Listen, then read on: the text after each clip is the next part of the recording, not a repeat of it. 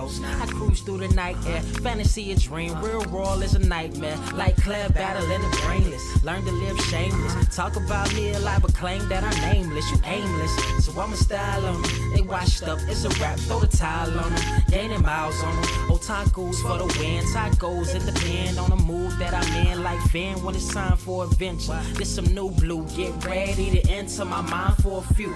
Come and take a ride with the crew. I'ma show you how to recoup days lost when you vibe with the blue. Come vibe with the blue. Yeah, about time to regroup. Fly, got my eyes on the view. Never hear lies, only truth. Realize why they vibe with the blue. Vibe with the blue. Vibe with the blue. Vibe with the blue. Vibe with the blue.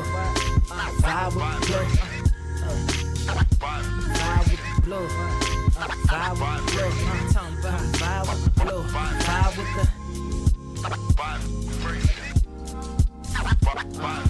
vibe with the sky. Wait, you know the rest. I'm blessed. I see you frontin' like you ain't impressed, but I still get requests. I'm playing Zelda on the GameCube. I quit spamming my music. Don't ever try forcing the links. That's a high rule. The wind waker, Mother Nature on my side too, controlling the elements. Go and check my avatar. I'm arrows ahead. Get the point moving forward. The battle scars accumulated over time are reminders of what I went through as a minor, but made me a grinder. The trees broke down for this loose leaf. If life's a game of death, I'm Bruce Lee. Ooh wee. Lose sleep on the regular, trying to get this word out. Then I crash nebula. Wish I had a very odd parent, maybe two, but it's cool. Everybody pays dues. Now it's time to make moves. Granny didn't raise me to lose. I think I'm in the mood for a cruise. Wanna ride? Come and vibe with the blue. Come vibe with the blue. Come vibe with the blue. Come vibe with the blue. Come vibe with the. Check this out, y'all. I'm back spazzing like the elderly worth of my cousin Beverly. Never swear away from the truth. Just ask Heather, be weather, be tripping, starting to control like our destiny. Always give you the best of me until the death of me. My weaponry is a paintbrush. Hush, don't tell my secret. They get a hold of it. If you leak it, get it. It's cool. Got you covered though, look. But let me get back to that cool-ish, loose-ish. Why they still lying? They don't do this. Bad at board games, whole world clueless. Selling their soul for Roof Chris. Who's this honored fella? Need a slice, extra mozzarella. Crew fly, let God propellers. Humanity born like they don't trust fun. Why you dodge the teller? You don't know, but my odds are better. Life's a gamble, depending on who holding the cards. You can start living at large or it's bon voyage. Charge it to the game. Me and you ain't the same. I'm thinking bigger pictures. Why you still shrinking the frame, ever blinking the rain? It helps when your eyes dry. Mob with the bright minds, think you funny, wise guy? Midnight marauder with a new tribe, tired of the fake. Come and vibe with the blue sky. Come vibe with the blue sky. Why do you try? We get them high. Take them high. What I do, come vibe with the blue. Yeah, come vibe with the blue. Pass what up? Vibe with the.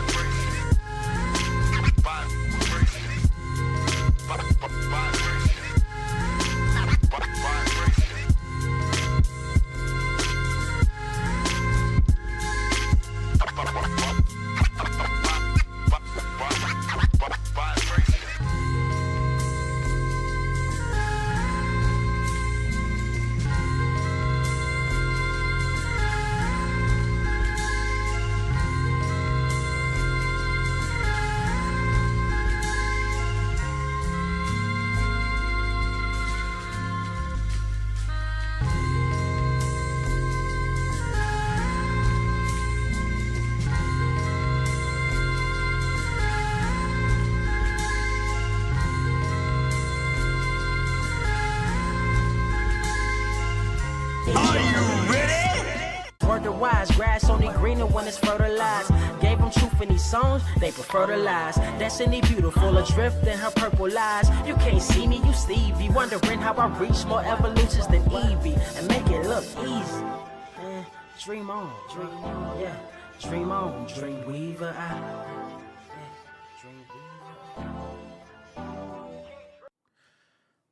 What is up, Earth's mightiest subscribers? It's Ernie, Blerd without fear, got the homie. Carter presents. Welcome to episode 214 of the Blerd Cave, the number one comic book news stream on this or any other Earth in the multiverse, which, by the way, you can also find on Spotify. You can find it on Google. You can find it on Apple. You can find it on iHeartRadio, Amazon, anywhere good podcasts may be found. So also, if you do listen to us on any of those other platforms, make sure you leave us a rating. Really helps us find more listeners like yourself. Carter, we got a lot to talk about today.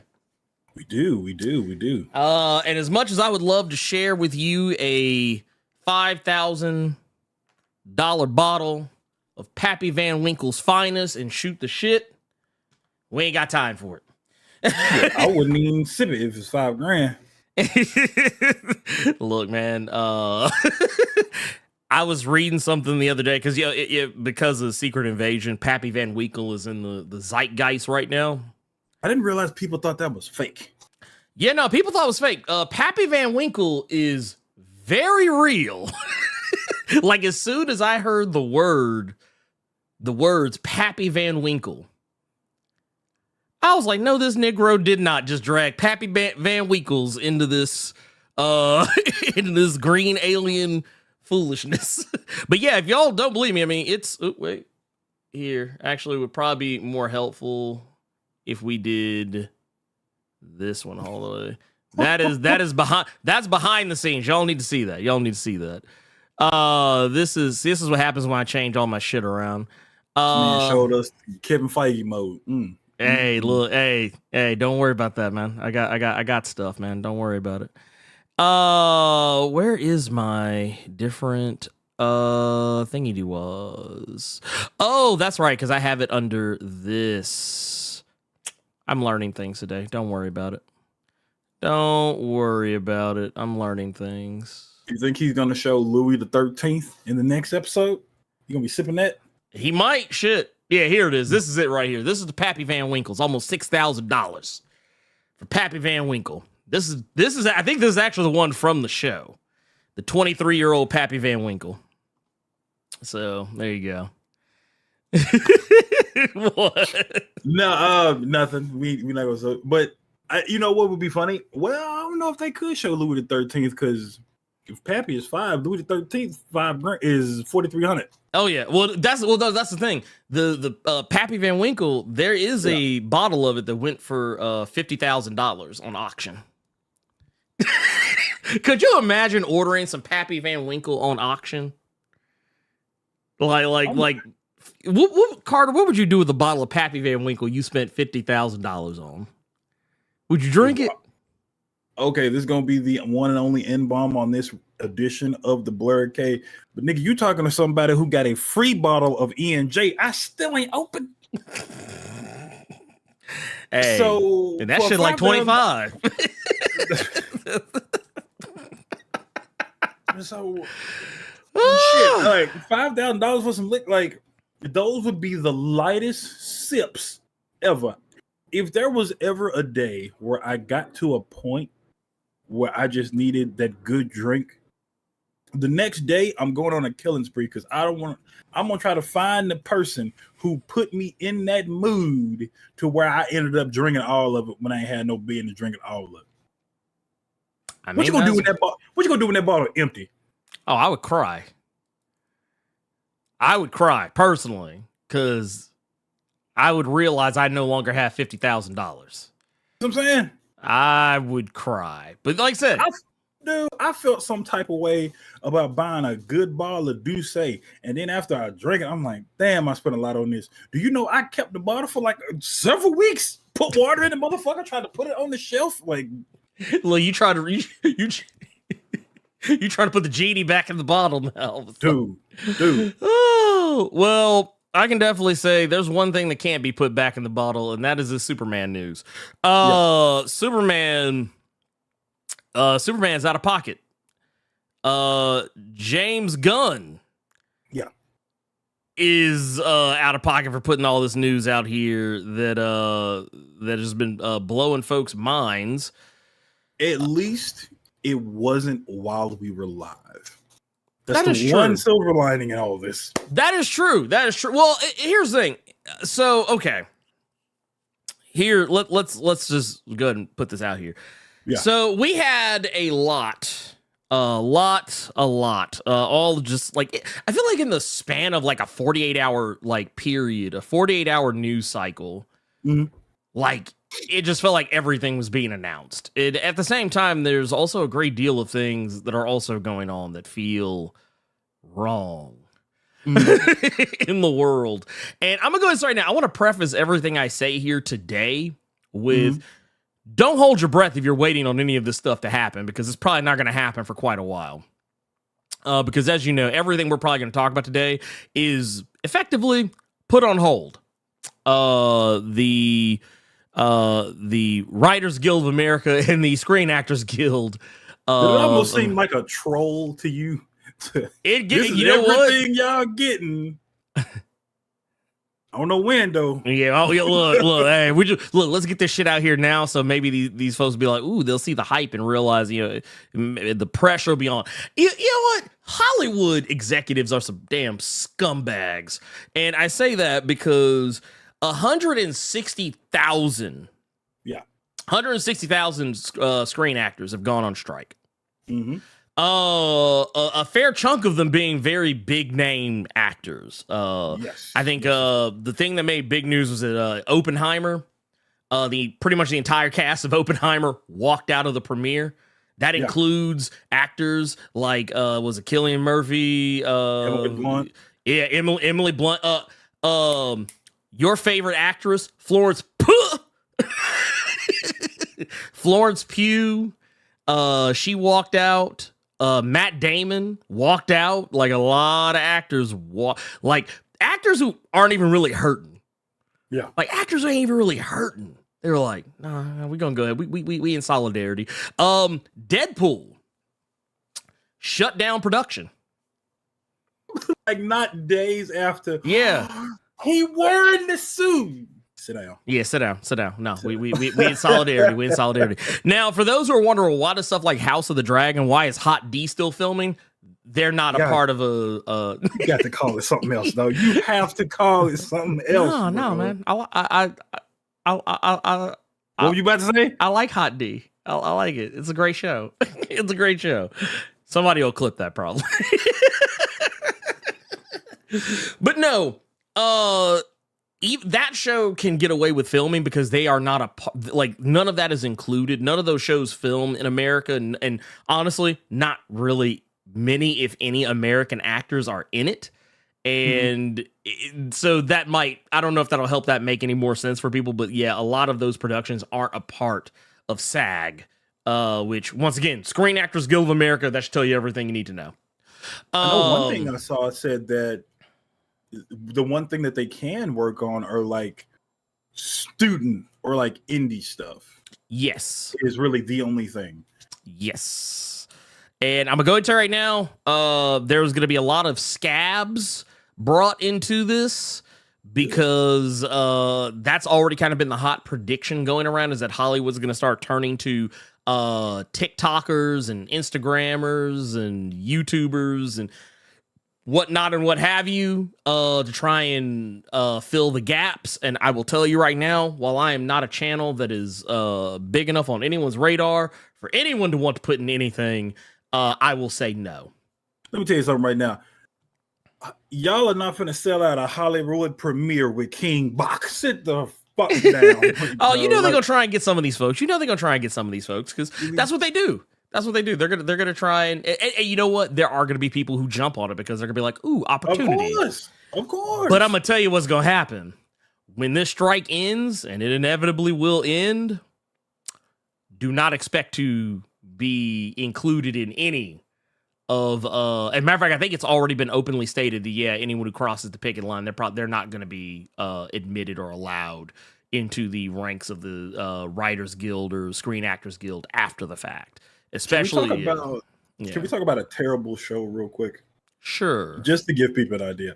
The show that everybody has been clowning since it finally ended, The Idol. Oh, yeah, I heard so, and the reason I'm bringing it up is just because there was a character on that show. There was a young lady that it looked like that she was on her way to becoming the next big pop star. Mm-hmm.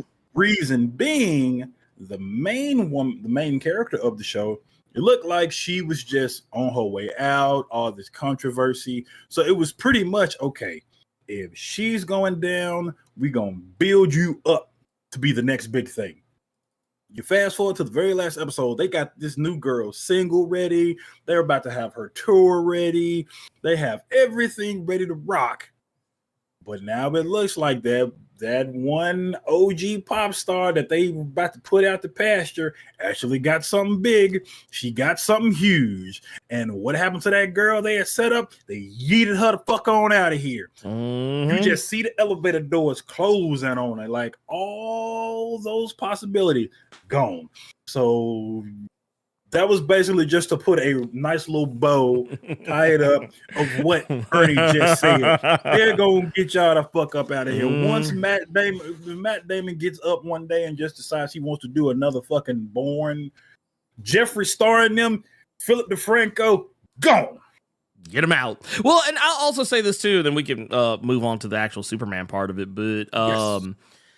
the other thing people aren't thinking about either, there was some things that came out recently that a Hollywood exec had put out into the wild. And I don't know if they intended for this to get out into the wild.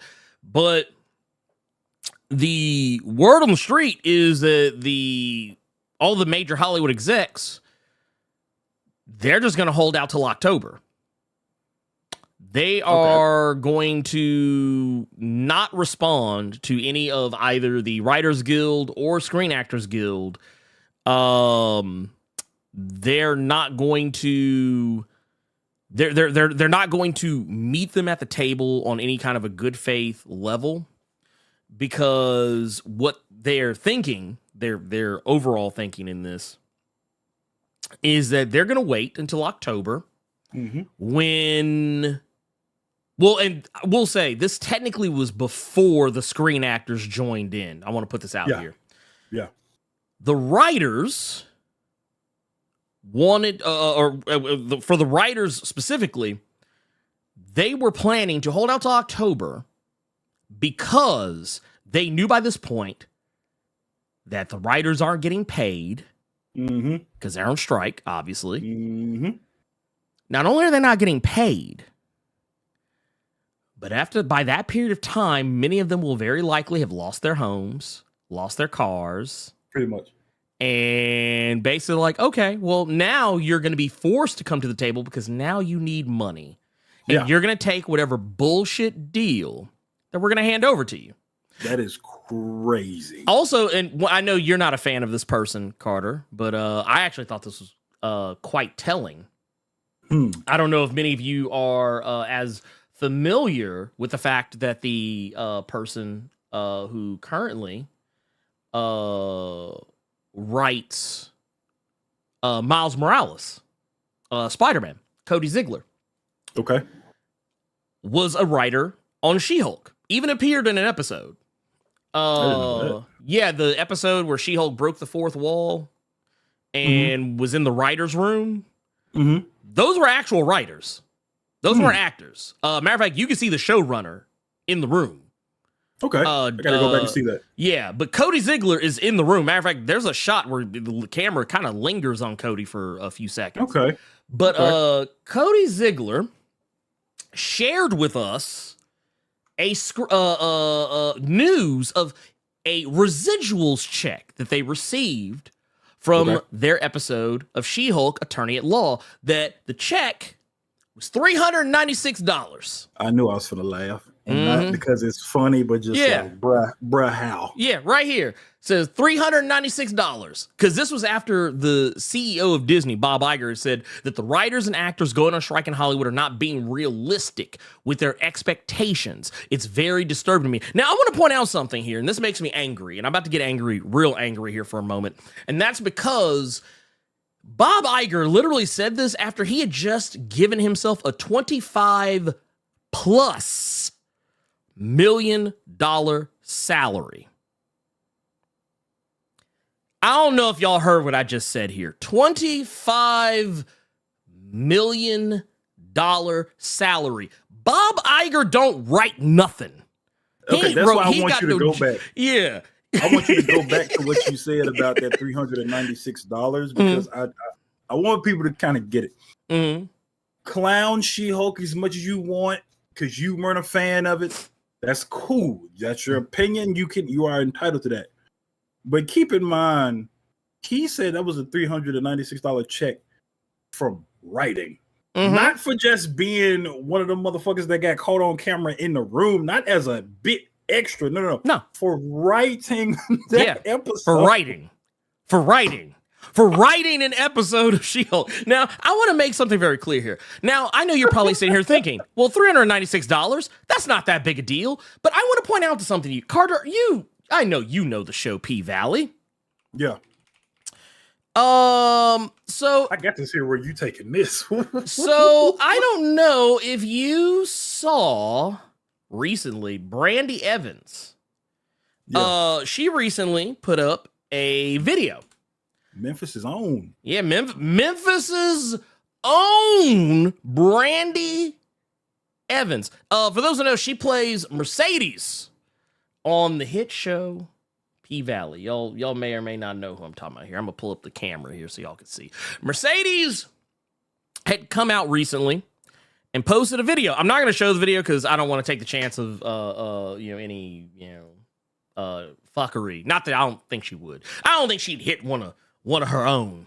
But but Mercedes, she put up I think it was a Instagram video showing her residuals checks from shows that she had been on. Mm-hmm.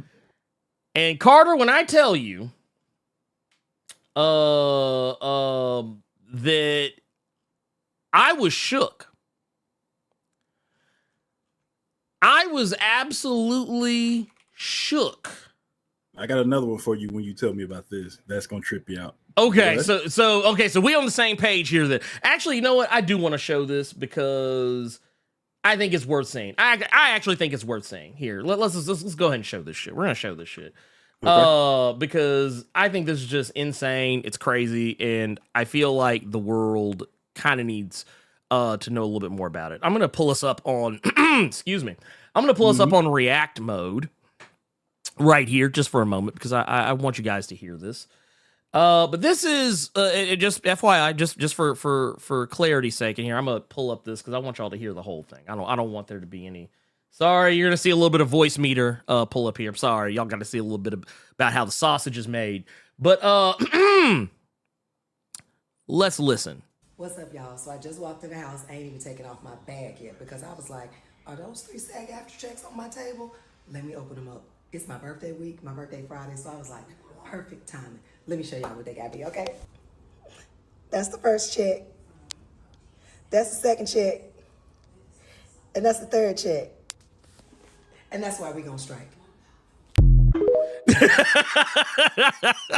So in case you were wondering, so I just want to be very clear here when I say this.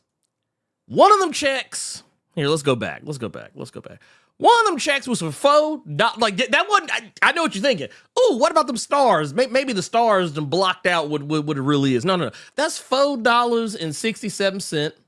That's one for a penny. And that's one for $3.99. Carter, somebody need their ass whipped. So, let's go back because the one thing you will say about P-Valley is kind of niche, right? Mm-hmm. All right. Let's go to Big Time Stars TV show. Go ahead. Shoot off. Power. Ooh. Omari Hardwick. That's the actor's real name. You all know him as Ghost on that show. Several seasons of Power. Multiple spinoffs. Mm-hmm. He did an interview on a sports podcast called The Pivot. A lot of you all are, I'm pretty sure, are fans of The Pivot. He was paid so well on Power. He was having to ask 50 Cent for money. Yeah. Because I know a lot of y'all might not compute what the fuck I just said. Basically, He made, I think it was either $100,000 or $200,000. Basically, what was said was what Angela Bassett was making on the 911 TV show she's on Fox. They were both in kind of the same wheelhouse, even though one's on basic TV, one's on premium cable. He is the face of that network, and he's still having to ask other people for loans to take care of him, and he is. That's a problem. It's not anywhere near $1 or $4.97. You can't even, I'm not even gonna make the Little Caesars joke I want to make right now. But that's crazy. Well, I want to point something out here too, because Nerd Large just pointed out too, said those are restaurant server checks. Yes. Those are restaurant server checks. That's 100%. As a person who worked as a server. I'm busting tables. Yeah. Guess what? That's what your check look like most of the time. And well, I do want to point out something here. Scott Fitzgerald pointed out that part of the issues consumers don't realize is also what these writers, actors are asking for is a portion of subscription revenue will cause subscription prices to go up. Well, that is true. It doesn't have to be that way. Now, the streaming services will do that because they don't want to lose any money. But I guarantee you, all of these services make enough money. All these CEOs, I'm going to tell you right now, you know what you want to do? Everybody's talking about all this AI. Everybody's talking about, oh man, all this AI that's going out here. By the way, Anthony Hayes, thank you for that Blerd Club Gold. They're like, oh, AI is the devil. AI is the devil. Oh, I can't believe they're using AI artists. They're using AI this, AI that. Here's the thing. You know what I think they're perfectly going to be okay using AI for? CEOs. Oh, shit. Instead of using AI art to create your intros and create art for your movies and TV shows, how about this? Have AI CEOs. How about that? I think that would work very well because you know what? There's tons of CEOs and owners, operators of these companies who make 25, 30, 40, 60, 70, 80 million dollars a year who aren't really bringing the value to warrant that level of a salary. And you don't have to pay an AI anything. I'm just putting that out there as an idea. So I want to just say this real quick and then we can move on because we ain't talked about Superman casting in the slightest. No. But Herbert Scott in the chat. Yeah. Whoever printed that check for a penny is foul. Boy, you may never lied. Nope. This is supposed to be something that people do as a passion.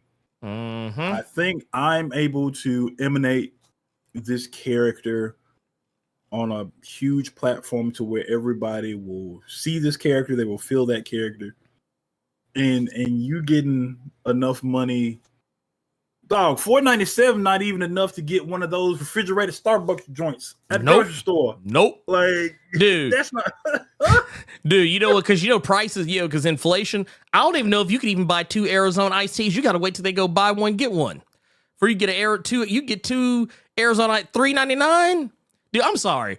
I would whoop if someone handed me a check. I'm not saying that I got would. a residuals check, Blerd without fear. A residuals check that is the same price as a party-sized bag of Doritos. Dude, and that hurts. That hurts. Cause bruh. That's my passion. Bruh. Fuck out of here with that. Fuck out of here with that. We got LJ Brown here with 31 months. Says SAG and the AI background actor generator is mad. Yeah, no, okay, so if those don't know, yeah, they're actually trying to do that shit. Get AI actors. Like and by AI, I mean they record somebody once and then just use that one person over and over and over again using AI to make it happen. Basically deep faking people into backgrounds. That is insane. Insane. Wait, I wanted to stay on that because when they said that they would just hold on, nobody except me just said $4.97 don't even get you a 20-ounce Coke. Motherfucker, where do you live? Yeah, I was about to say, God damn. Actually, you know, dude, wait. I know he said we talk about Superman, but I gotta share shit. I actually went the other day to McDonald's to get some food for me and my little girl. Okay. For lunch. And I remember a time where, man, I used to get the double cheeseburger meal because it was cheap, easy, and it filled me up. Brother, when I tell you I got 2 double cheeseburger meals, one for me, one for my baby girl, and the girl told me 1817 or something, or 1856, I was like, I said, did she think that, did she thought I said I wanted 4 double cheeseburger meals? Because I said, damn, that's like when I got to Widow, she was like, yeah, 18 something. I was like, and I looked at the receipt, I was like, God damn. Yeah. So that good old dollar menu is gone now. It's just the value. Is the value like $4 or $5 fucking dollars. Man, we got CT Cook here with a $5. Says, what comic character we guys scab out for? Man, I ain't scabbing out for nobody. I'll be brutally honest with you. I don't like scabs. Why are we trying to use that verbiage? No, I wouldn't do it. I would I'm not gonna lie. If a Hollywood exec came to me and said, hey, Blerd Without Fear, we want you. We've been watching your channel. We love what you do. We love the energy you bring. We want you to come on to the set and we will have you, we want you to play, we want you to be the new Black Panther. And I would be like, as honored as I would be, as much as I would be like, man, this is opportunity. I could probably feed my family. I could probably take care of all my bills. I'd be able to get me a new place, a new car, get a better setup for the channel, like do all these amazing things. Take care of my baby girl, ensure she gets to have a great education and all the stuff that she needs. Make sure my wife has everything that she could ever desire. My integrity, and I've said this a lot of times, is why I'm broke. My integrity, like I don't talk about what people offer me a lot of the time in the background, but I literally had somebody offer me an opportunity that I thought was really cool the other day. But then my integrity said, do a little digging. And I'm not gonna say who it was, but let's just say I did a little digging and I was like,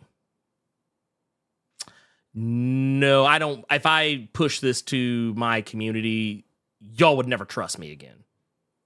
That sounds like one of those Demi Moore indecent proposals. Yeah. And I want to point out something. I don't want to say who it is or what it was because I don't want to make it hot. But let's just say it's something that would have been right up my fucking alley. It's something I would have been very passionate about. Something I would have loved. And yet, here we are.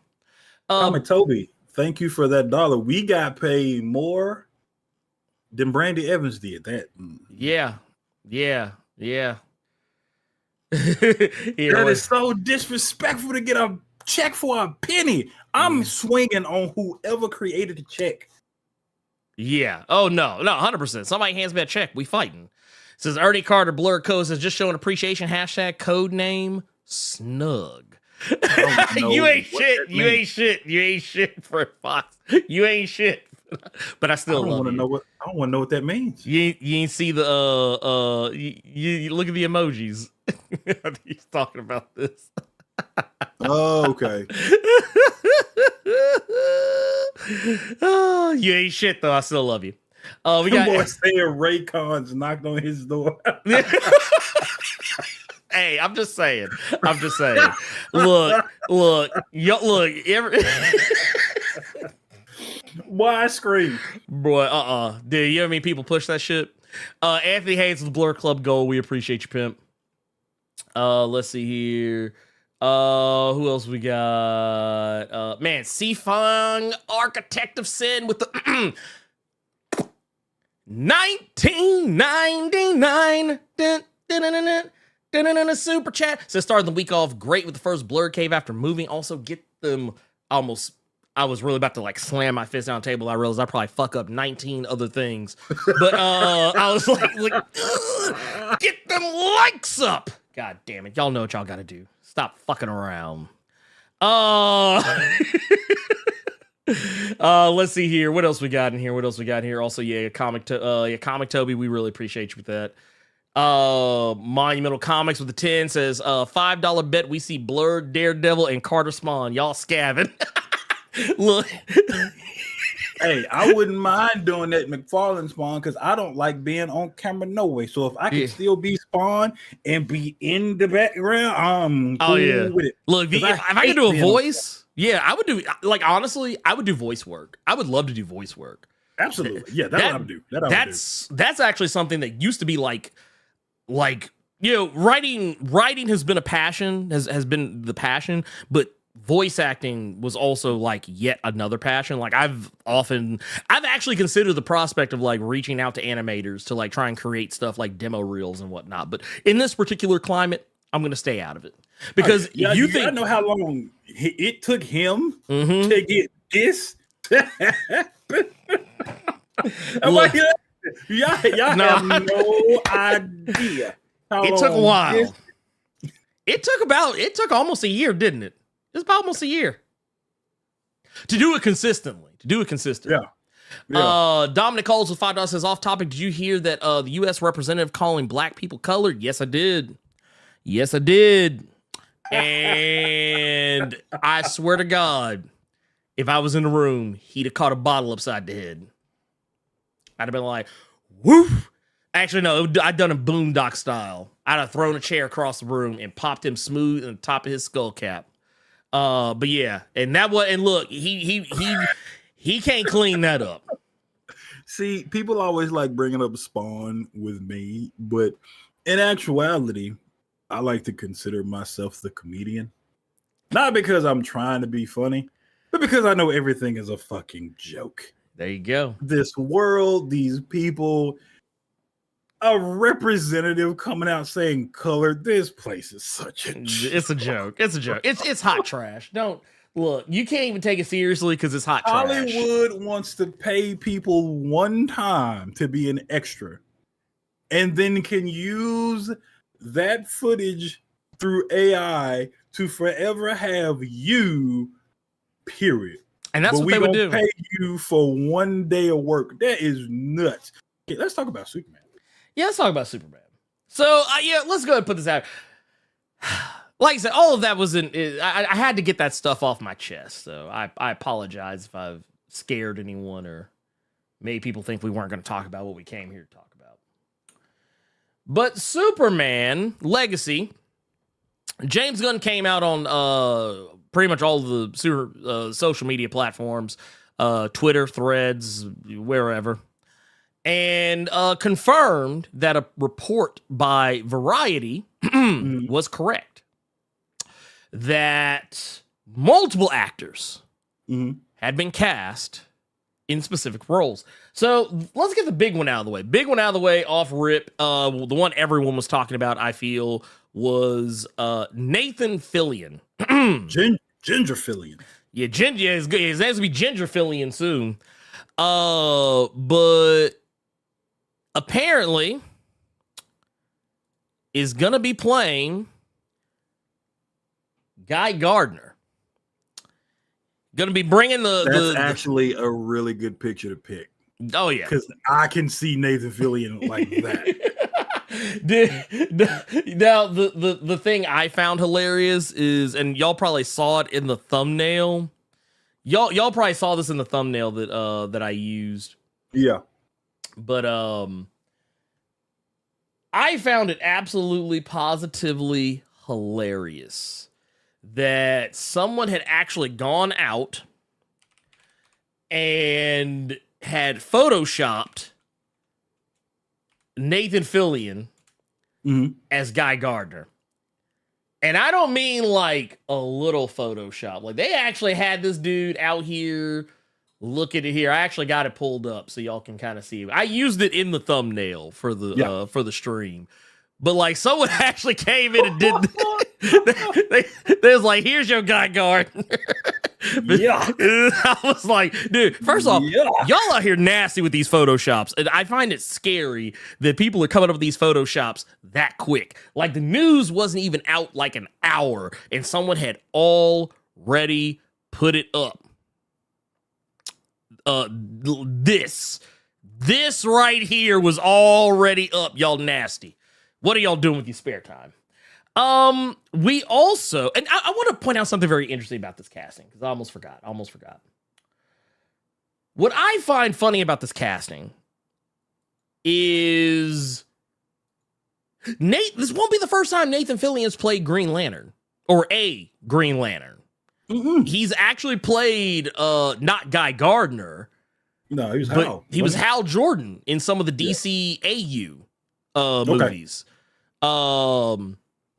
And like I remember it was like a huge deal. Like it was a huge deal when all that came out.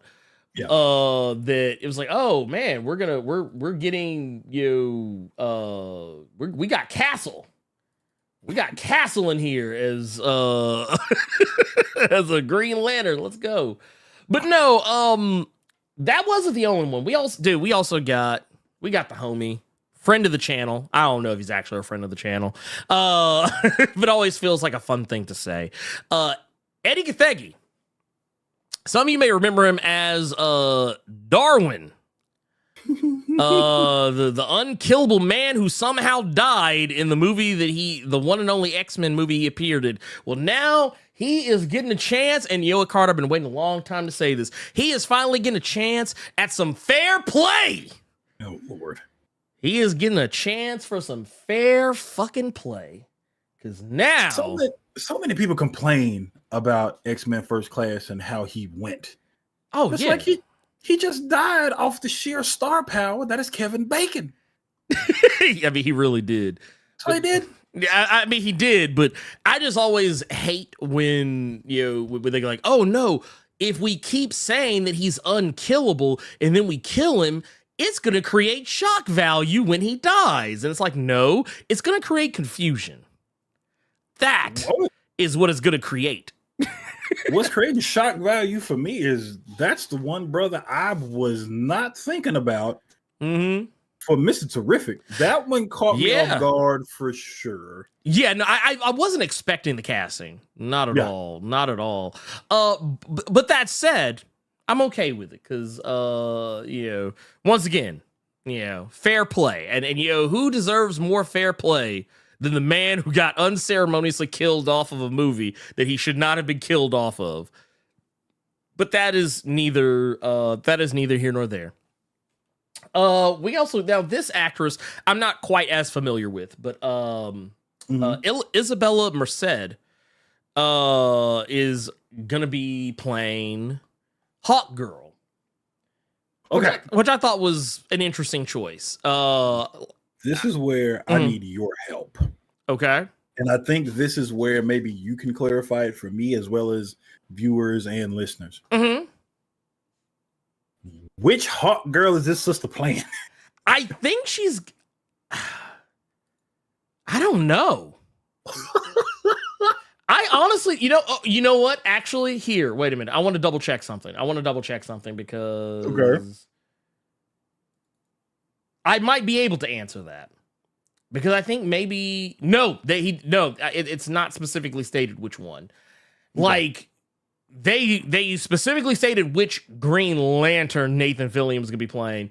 Mm-hmm. So my guess is she's playing, I guess, I don't know. I honestly don't know. Well, okay, so it's because there's multiple, there's different, well, just like there's different iterations of Hawkman, there's different iterations of Hawk Girl. Like, so is she Kendra? Is she Cher? Was it Cher or whatever her name was? Which one? Which one are we looking at here?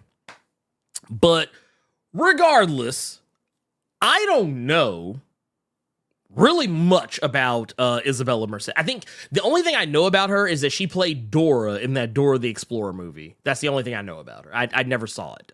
God damn, you got to upgrade, girl. Woo, yeah, right? You went from Dora to the DCU, okay? So I don't. But your agent is fire, bro. That motherfucker said, "Hey, look, we gonna look. That Dora thing ain't gonna happen again."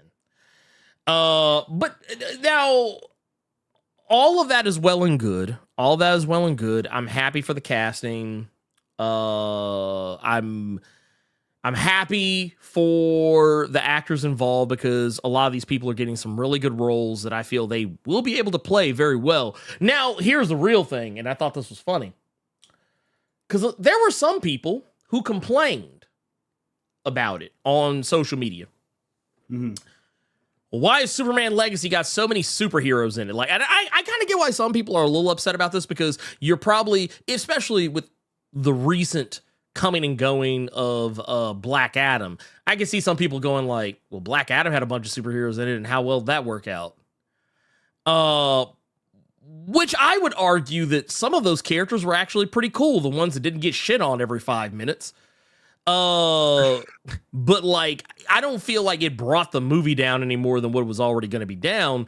But James Gunn went on Threads, of all places, new up and coming social media platform Threads, which I've actually spent more time on than Twitter lately, and I don't spend much time on social media. Do you know when you told me that? I thought you meant he was in Twitter Threads, because I keep forgetting that Threads is an actual. Yeah, it's a thing. It's a thing, and it's apparently been kicking Twitter's ass lately. I've seen a lot of people who used to be really predominantly like on Twitter. Mm-hmm. Now they're predominantly on Threads now. So now I don't know how that's going to work out when Blue Sky hits like full access for everybody, because I hear a lot of people say that Blue Sky is like the new hotness, and Blue Sky. So Blue Sky is made by the same people who used to work for Twitter. Mm. And there's also another one called Spill. But that one is basically Black Twitter, but like its own app. I knew about Spill because everybody said that Spill is pretty much dead now, because when Spill started, people are saying that when Spill started getting traction, Threads popped up, and then everybody just went to Threads. Because damn, that if sucks. you already have an IG account, Threads is easy as hell to start up. Mm-hmm. Yeah, so sure is. So from what I've read, a lot of people say, once they saw Spill started getting a little bit of traction, everybody Threads. Damn, that's messed up. Because I was like, dude, Black Twitter. I always said Black Twitter should have had its own app, but hey, here we are. But no, James Gunn was on Threads, as you are.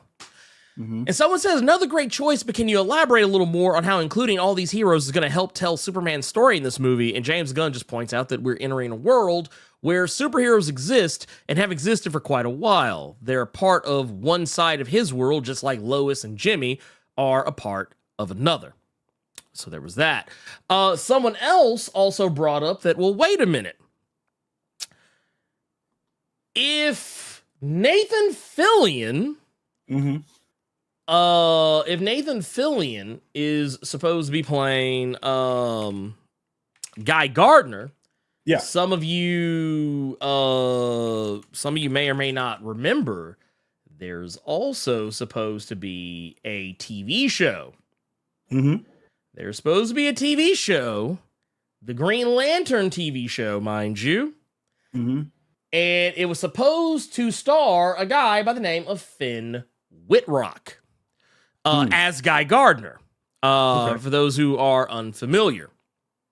The fucker from American Horror Story. Yes, he's supposed to be playing Guy Gardner on the because it's supposed to be on Max, the Green Lantern series, or it was the one we've talked about the show before, but the show, it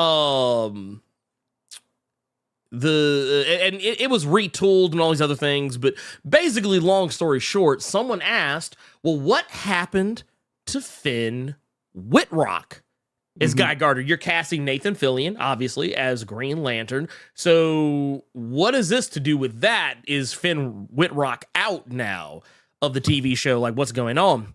Yeah. And here, let me zoom this out a little bit because I forgot this was kind of zoomed in a little bit. It says, what happened to Finn Wittrock as Gardner? Is the Lantern show separate, or did he get recast? And James Gunn came out and said, the Green Lantern show is not separate.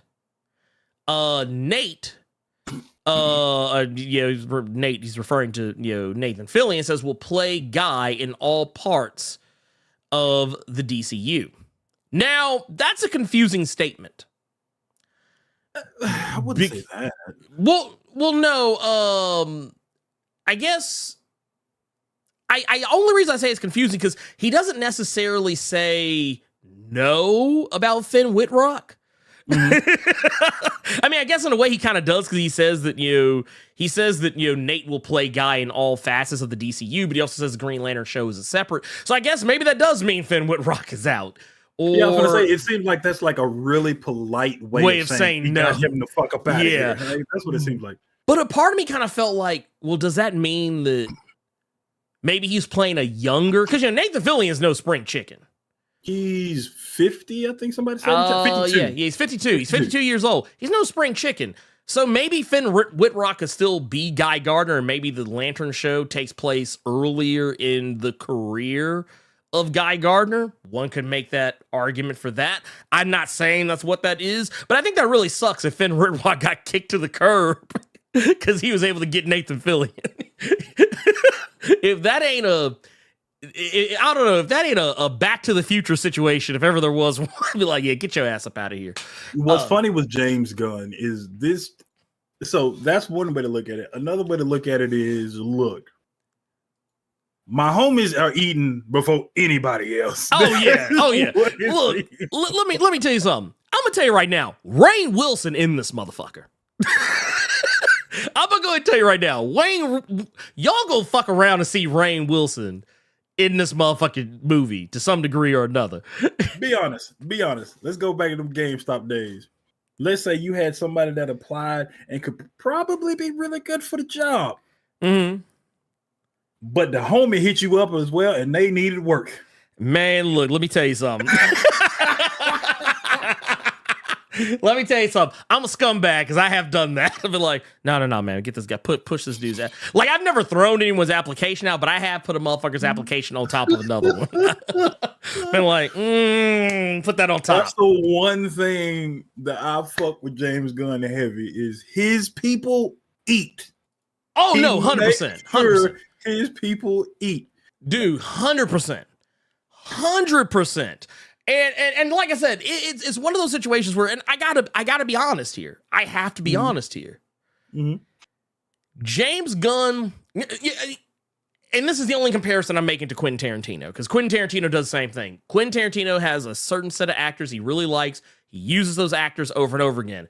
And while I will definitely say I prefer James Gunn's level of quality as of late over Quentin Tarantino's, James Gunn is no different. In every movie he makes, he gets his people in there. He makes sure his friends are eating. He gonna make sure, I guarantee you, Harcourt, you know she gonna be in that motherfucker. Well, no, apparently not. Apparently there was something that came out that said that she would not be in Superman Legacy. Oh, okay. Well, then there you go. That is surprising. Now, I will definitely say, Nathan Fillion has found his way to every Guardians of the Galaxy movie. That dude is literally in 3 Guardians of the Galaxy movies in some way, shape, form, or fashion. Whether it's in a scene that was used, a deleted scene, or a scene where he actually got screen time, like in 3. We have said it too many times. It is not, in this case, it's who you know. Right. Well, and hell, Super. If you go back and watch Super, Nathan Fillion, he's in there. And I guarantee you, Michael Rooker, fuck around and see if Michael Rooker ain't in that motherfucker. I guarantee you, Michael Rooker in that motherfucker. He ain't said it yet, but watch. What if we fuck around and find out Michael Rooker is Lex Luthor? Bruh. Merle. Merle Luthor. Could you imagine Merle Luthor? Lord, stop. But yeah, and of course, don't be shocked if there's a Peacemaker cameo. I'm just gonna put that out there. Even if it's for like 2 seconds, you just see Peacemaker somewhere in that motherfucker. You gonna see that shit. But no, I appreciate it. And honestly, I love this casting news that we got. I think it's great news. I think it's going to be good for everybody involved. Everybody's going to be eaten. It's going to be fantastic. Even for the people who I'm not as familiar with, like Isabella Merced, I'm pretty sure she is going to knock it out of the park, because just from the little bit I have seen, anyone who is willing to put themselves through being in a Dora the Explorer movie and all that entails, I am willing to give that person the grace, because goddamn it, I know you probably realized what that was going to be. You knew that wasn't going to pop you off like that. But that said, there was some other. Oh, go ahead. Shoot. Oh, were you going to talk about more casting news? Yes. There was one. There was another actor, and I know this is one that you and I will both get a kick out of. So for those of you who are fans of the HBO hit series Barry, well, we ain't done with casting yet, because apparently Metamorpho, the character of Metamorpho, has been cast. For those who are not familiar, Metamorpho is a weird freaking character. He's just a strange individual. You don't see characters like Metamorpho in comics very often. I think if you show how he looked in the Justice League cartoon, everybody will immediately know who that is. Oh yeah, most certainly. Like he's a very interesting look. But you got to get an interesting actor to play him. So we got NoHo Hank himself. NoHo Hank. NoHo Hank himself, James Kerrigan. Or Anthony Kerrigan, my bad. Anthony Kerrigan. I don't know why I said James. Anthony Kerrigan is out here and is, yeah. This is dope. Because this is when striking when the iron's hot. Because one thing that so many people, which I agree with, this is the last season of Barry that just passed. Shout out to a friend of mine who just texted me saying, no, a friend of mine, she just texted me because she's watching this too, and she was like, yeah, Anthony Kerrigan is going to eat that up. Yeah. So 100%. Everybody has been praising his acting in this last season of Barry. He eats up every fucking scene he is in. There are several compilations of NoHo Hank on YouTube. Go watch those if you want to crack up. Yes. And this is supposed to be a horrible human being when you watch these clips, so be sure. But yeah, him being Metamorpho, I can absolutely see it because I'm picturing him with like one purple arm with the tights, one orange size or stuff like that. So, and yes, Hideo, that was real. And Agent 48, you are correct. It is the perfect actor for that. So yeah. Hank being in this is going to be really dope. I got really excited when I saw this casting. I'm like, okay, I kind of want to see this now. Yeah, this looks fantastic. Like I said, it's James Gunn knows how to pick them. Let's just put it that way. James Gunn knows how to pick them. 100%. 100%. Now, here's the other thing I kind of wanted to bring up too. And Carter, I wanted to see what you thought about this. Okay. Did you saw the news? Because DC put this out. So this is official. This isn't anything like, oh my God. Whatever. But DC's official social media accounts had put out that what comics inspired James Gunn's Superman legacy. Oh yeah, we talked about this. Yep. So we know. So let's get the obvious. First off, let's get the fucking obvious one, out the fucking way. I think it's safe to say. I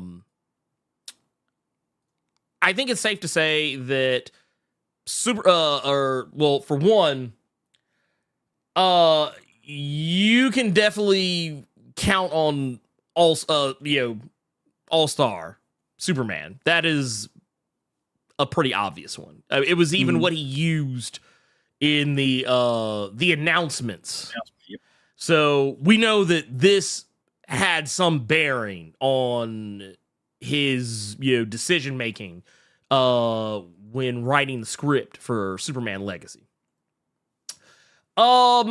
Which I find interesting, if for no other reason than I wonder how that's gonna I wonder what elements he's taking from it.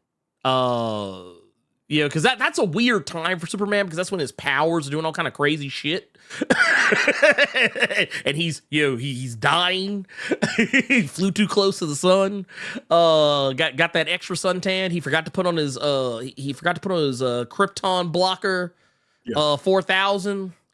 We also know that Superman Birthright is another one.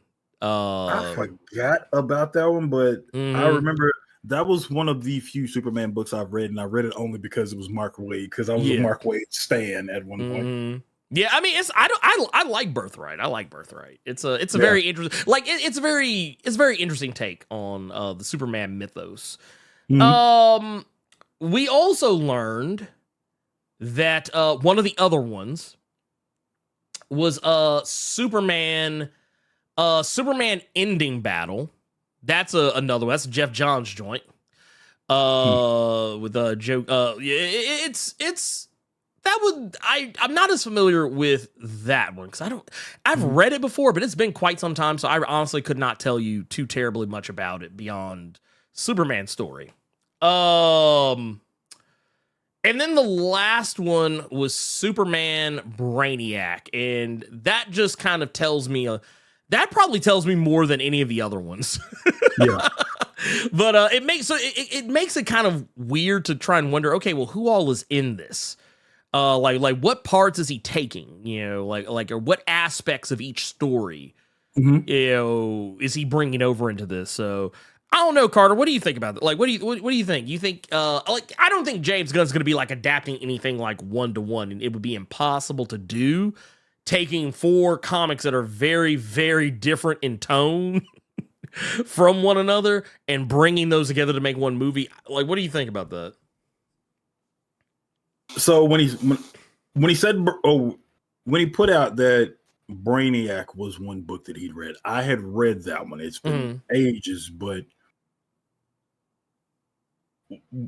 now that we have Anthony Kerrigan as Metamorpho, and I'm like, okay, if he's pulling from that, now I'm trying to think if he possibly like going to drop breadcrumbs for Brainiac in this. I'm like, who the hell is he gonna make Brainiac?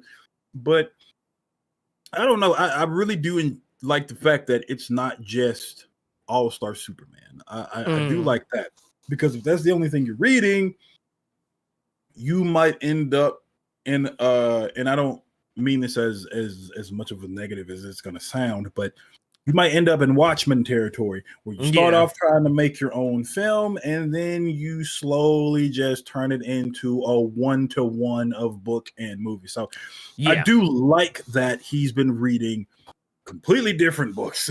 Right? Yeah. So I do like that fact, because doing that, you're going to have several different ideas that are going to be in your mind ruminating, and you thinking about this plot thread, or maybe this piece could go here, or maybe I could do something like this and this. So it's making me more excited, and hopefully it's making people kind of slow down on immediately judging this on Suicide Squad. Yeah. Birthright. What? No, he didn't do Birthright, did he? Who? Did James Gunn do Birthright? Wasn't that after Disney first gave him the boot? Brightburn. Thank you. Yeah, I was like, Birthright. I was like the comic? That's what I was. But I like that he was able to show the different books that he's reading, because everybody's just going to go to Suicide Squad and Brightburn and Slither and Super, like you brought up, or hell, and Peacemaker, thinking that that's all he can do. Showing the different books that he's read, because I think a lot of people may have called bullshit when they saw All-Star Superman, because that's one book every, like, any superhero Superman film, movie, individual, they're always going to go to that one. Yeah. That one is always in constant supply at Barnes & Noble. So yeah, the fact that he showed these other books, it really gives me hope that this could very well be a film that is really going to surprise people and really kind of put people on game to where you can't put me in a box. I can do this, right, if I want to. It's just I have more fun doing this. But let me go ahead and show y'all something real quick. Right. And the fact that another thing with this film that you brought up earlier was that superheroes already exist. Mm-hmm. Where does Superman fit in this? Which is probably where a lot of the legacy motif comes from, because if superheroes are already existing, there are already different legacies out there. 50-year-old fucking Nathan Fillion running around here as Guy Gardner. So there are people aren't shocked and surprised about this. So how could Superman put his own stamp in his own legacy at the forefront? Right. That does not sound like a Suicide Squad. That does not sound like a Super or anything like that. That sounds like, how can I fit in this world when people already know about this world? So, and he read several different books to kind of get an idea of that, because he went. All-Star Superman is basically your prototypical, as American as apple pie Superman. Mm-hmm. And then you go to the one you showed previously, and then you go to the Brainiac, where those are a little bit different. So you got a hot and a cold. You got a tender and hard versions of Superman. So I'm really, really excited for this. Oh yeah, no, 100%.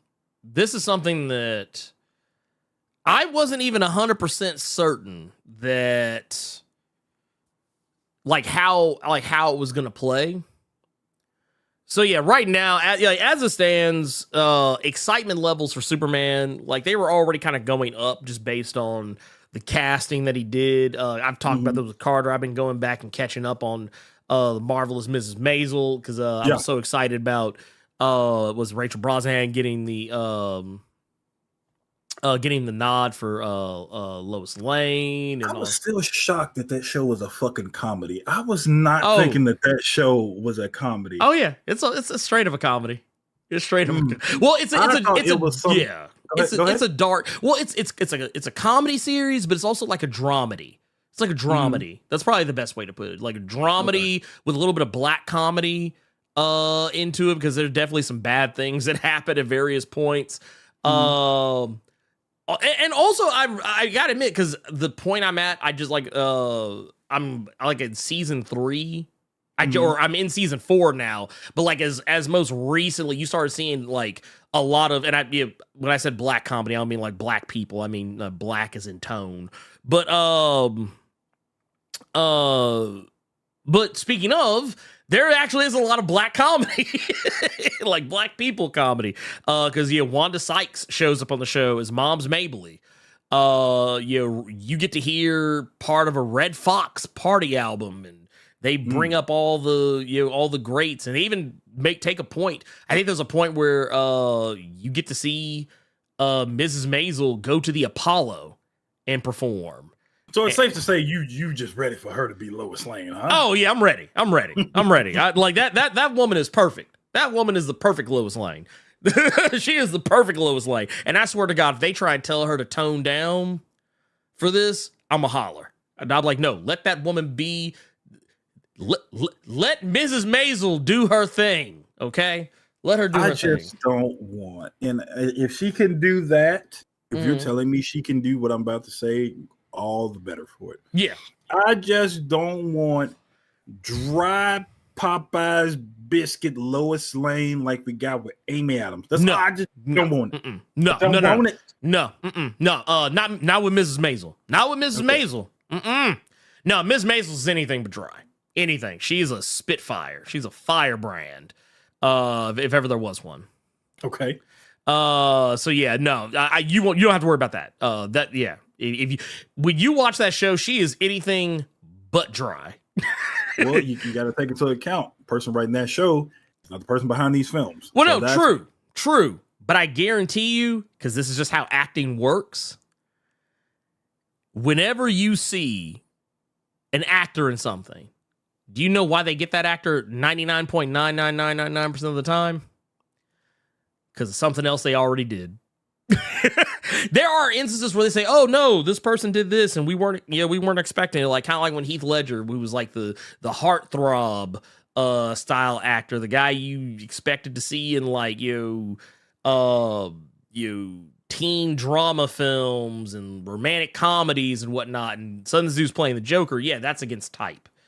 But like in this particular instance, yeah, it's like when people hire Samuel L. Jackson, say, no, we want Samuel L. Jackson. We don't want you to play a character. We want you to be you.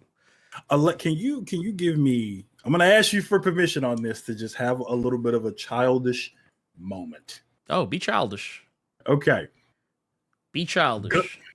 Gunn is talking about James Gunn is already messing up. Superman is technically the first superhero, not only in DC Comics history, but first superhero, period. Other heroes started showing up after Superman made a public appearance. Shut up. Shut the fuck up. Please.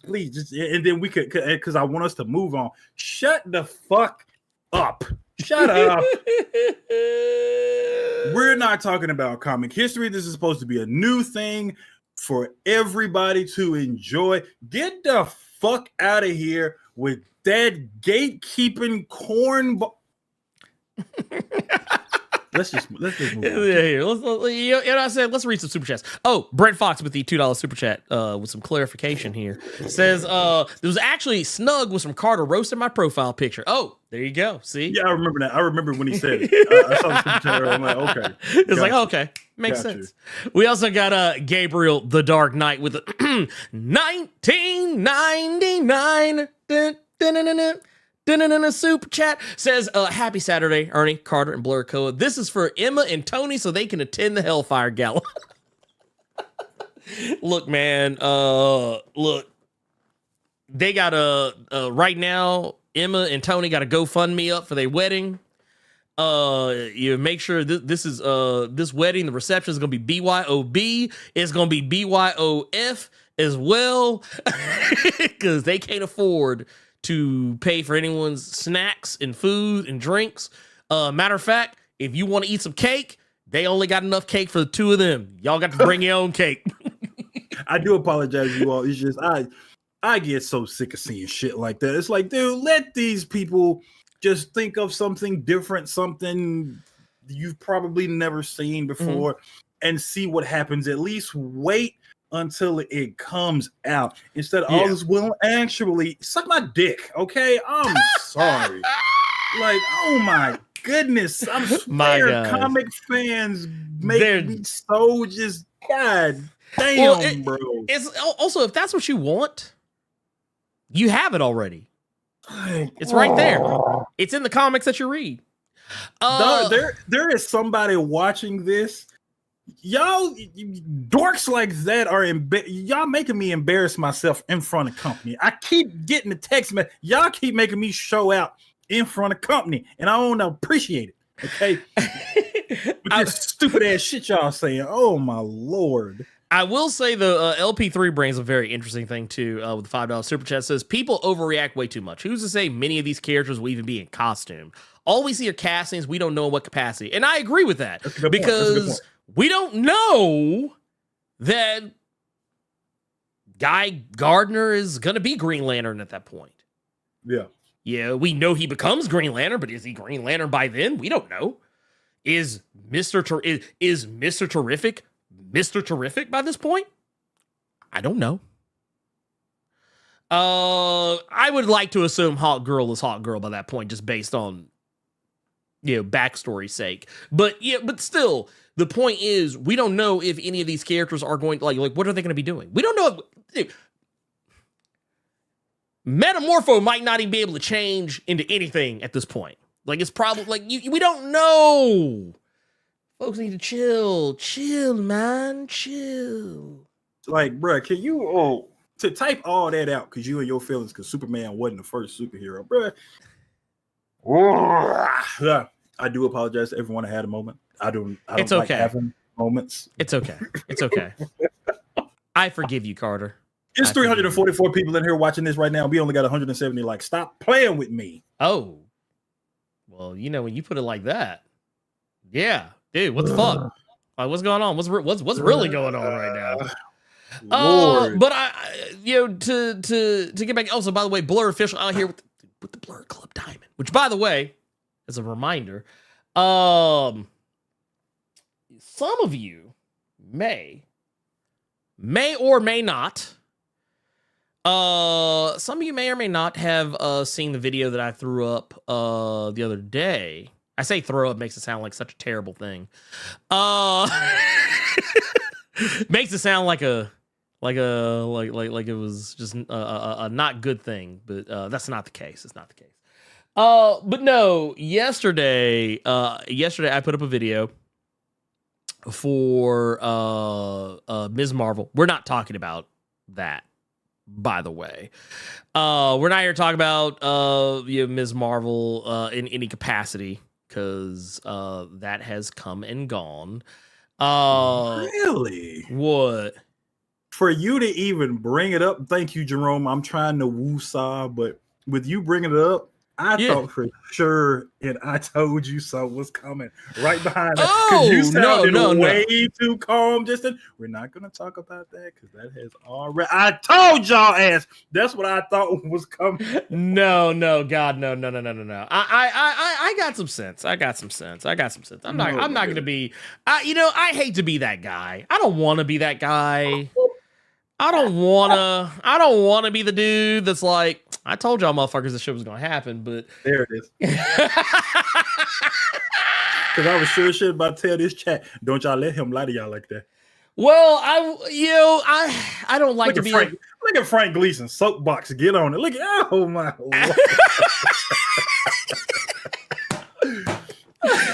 But no. In all seriousness, where I was actually going with this, at least for this particular part of it, was there is if you saw that video, you very likely saw a promo that I did. I did.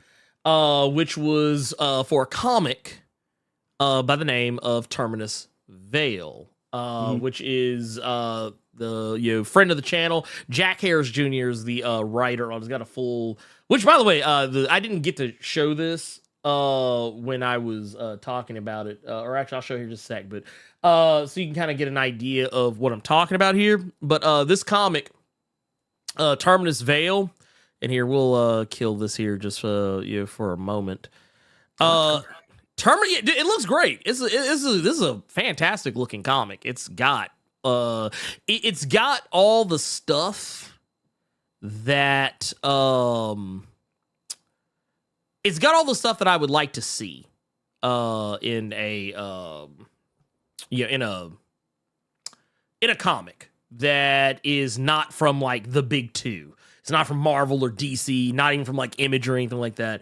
It's got good art. It's got interesting character designs. It's got really good story. For those that don't know what it is I'm talking about is Terminus Vale is a story about a group of government operatives.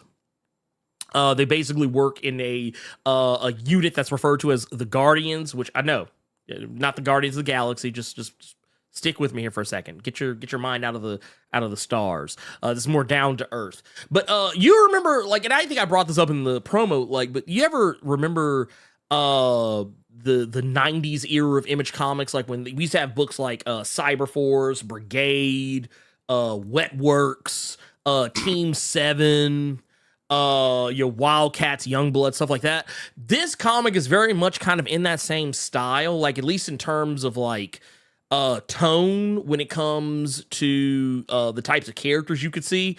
But also it has like this vibe, and it's a vibe that I love a lot because this is actually one of my favorite animes. Is Ghost in the Shell. I'm a huge fan of Ghost in the Shell, stuff like that. Stuff that's like very kind of cyberpunkish, but also like very like kind of deep into like government conspiracy and like, espionage, stuff like technically this isn't really espionage, but Psychopaths is kind of along the same lines as Ghost in the Shell, Ergo Proxy, stuff like that. Yeah. This comic is kind of like a perfect blend of like all those things. You put all those things into a blender, hit puree, bam, boom, you got it.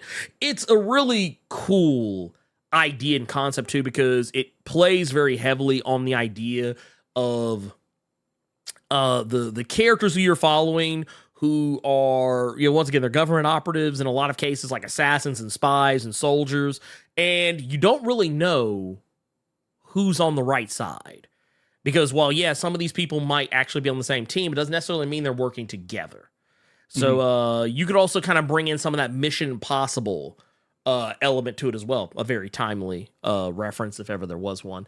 But yeah, it's awesome. Very awesome comic. And like I said, has probably what I would say in my by my estimation right here, like one of the most well-rounded creative teams on it, and it's just fantastic. You just see a lot of just really like cool people, cool names that I've seen in the indie comic scene. Yeah, they're all fantastic. But I do highly recommend, if you have not done so, go check out the Kickstarter for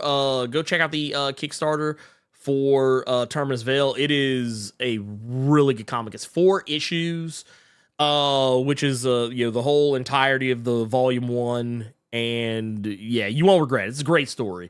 I haven't gotten, I think I said in the promo, I didn't get to read all of it, but I read a good chunk of it before talking about it, and I really liked what I saw. And it was just I will definitely say, yeah, especially if you're a person who's really into those types of comics and those types of anime that I mentioned before, or in any combination of variety, trust me, you'll love it. You'll love it. And if I'm not mistaken, I believe if you go to the Kickstarter, I believe the digital copy is $15, and if you want to get the digital and physical, it's $25 or something like that. But we're gonna put the link. Link is going in the chat right now for that, and here, we're going to pin that to the top of the chat. Booyah. I'm going to say this real quick because I've seen this in the chat several times. The Lion King is in the chat right now. He wants you to know, and he wants everybody else to know, that he has officially beat cancer. Oh, shit. Hell yeah. Dude. So props to you. Props to you. Yeah, hold up. Yeah, so was it he said there's a scroll up here's the question. Let's see. Yeah, he was diagnosed with leukemia, and he is finally Sparta. Here it is. I see it now. Leukemia the fuck up out of here. So yeah. I see it now. Hold on, wait a minute. Here we go. Bam! Here we are. I found it. Here, first off, shout out to the Lion King here, and we got to hit the bomb for you, man. Done beat that dragon cancer. Says was it Blerd Without Fear? Hey, Blerd, and Ernie. My name. Oh, technically I am Ernie. Says my name is Jason Jason, longtime fan. If you guys wanted to share with my comic book family, I'm home from the hospital for beating leukemia. I was diagnosed with. Dude, it says this was and this was going back to 9 years, with it 9 years old. Jesus Christ. Well, hey, shout out to you, and welcome home. And I hope that, like I said, dude, I hope you are patting yourself on the back, because that is no small feat. Cancer is, in the words of my grandmother, a booger bear. It is nothing to play with. It is something serious. It is, having lost people to it, it is, I honestly feel like it's one of the worst things on earth that a person can have. But yeah, I think you said your name. Yeah, okay, you did say your name somewhere up here. His name is Jason Long. So shout out to you, Jason. See, I like stories like that. Yeah. Oh no, 100%, 100%, 100%. Leukemia's ass. Yeah. Wholesome. Everybody in the chat is telling you congratulations. Yeah. We're all happy for you, Jason. Dude, hell yeah. Much better than I don't like Jason Gunn because Superman wasn't the first one. Shut up. It's get that shit out of here. Ain't nobody talking about that. You know what? This is going to come up again, too, at some point, I'm pretty sure. But yeah. Oh, yeah. At some point, if we playing Diablo, I'm just going to bring that out of nowhere. I'm just going to bring it up. Oh, no. I'm talking about the next thing we're going to talk about is going to come up. Speaking of, we got Jamal Simmons out here with the 42 months. Says, congratulations on the 83.9K. We're getting ready to hit 84 here just a little bit, if all goes the way I plan. And hopefully beyond that. Just because we hit 84 don't mean we got to stop. We got to keep climbing, man. Keep climbing. We're going to keep climbing. We appreciate you, though. Thank you for that. For the, 42 months out here. Tubes, the one with the $2 says it's like making Superman a Spider-Man figure. I mean, here's the thing. I will say this. I'm sorry. I don't know what because like I said, I think this was from a little bit further back. I don't know what it's a reference to, but I will definitely say I think Superman's gonna be okay. I think Superman's gonna be fine. I want to highlight triple.31 in the chat right now saying, congrats, Jason, for giving cancer the one-winged angel.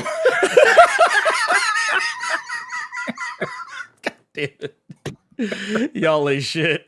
Y'all ain't shit.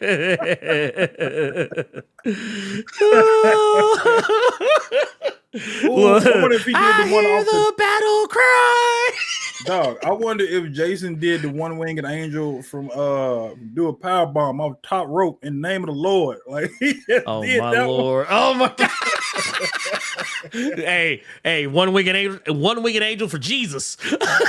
Oh man, that comic was awesome. God gave two people the one-winged angel at the same time. That comic is ridiculous. Where's my live action adaptation of that? That's what I want. We also got Jesse Smith out here with the $20. Says, do you have a few minutes to give us your thoughts on what kind of story Marvel is trying to tell us about Cyclops and Jean Grey?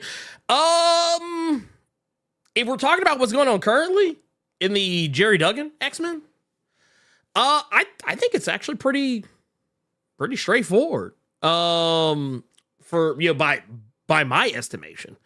It's basically that Jean feels that Scott is kind of losing the plot, more or less. Jean's been on a big redemption kick as of late.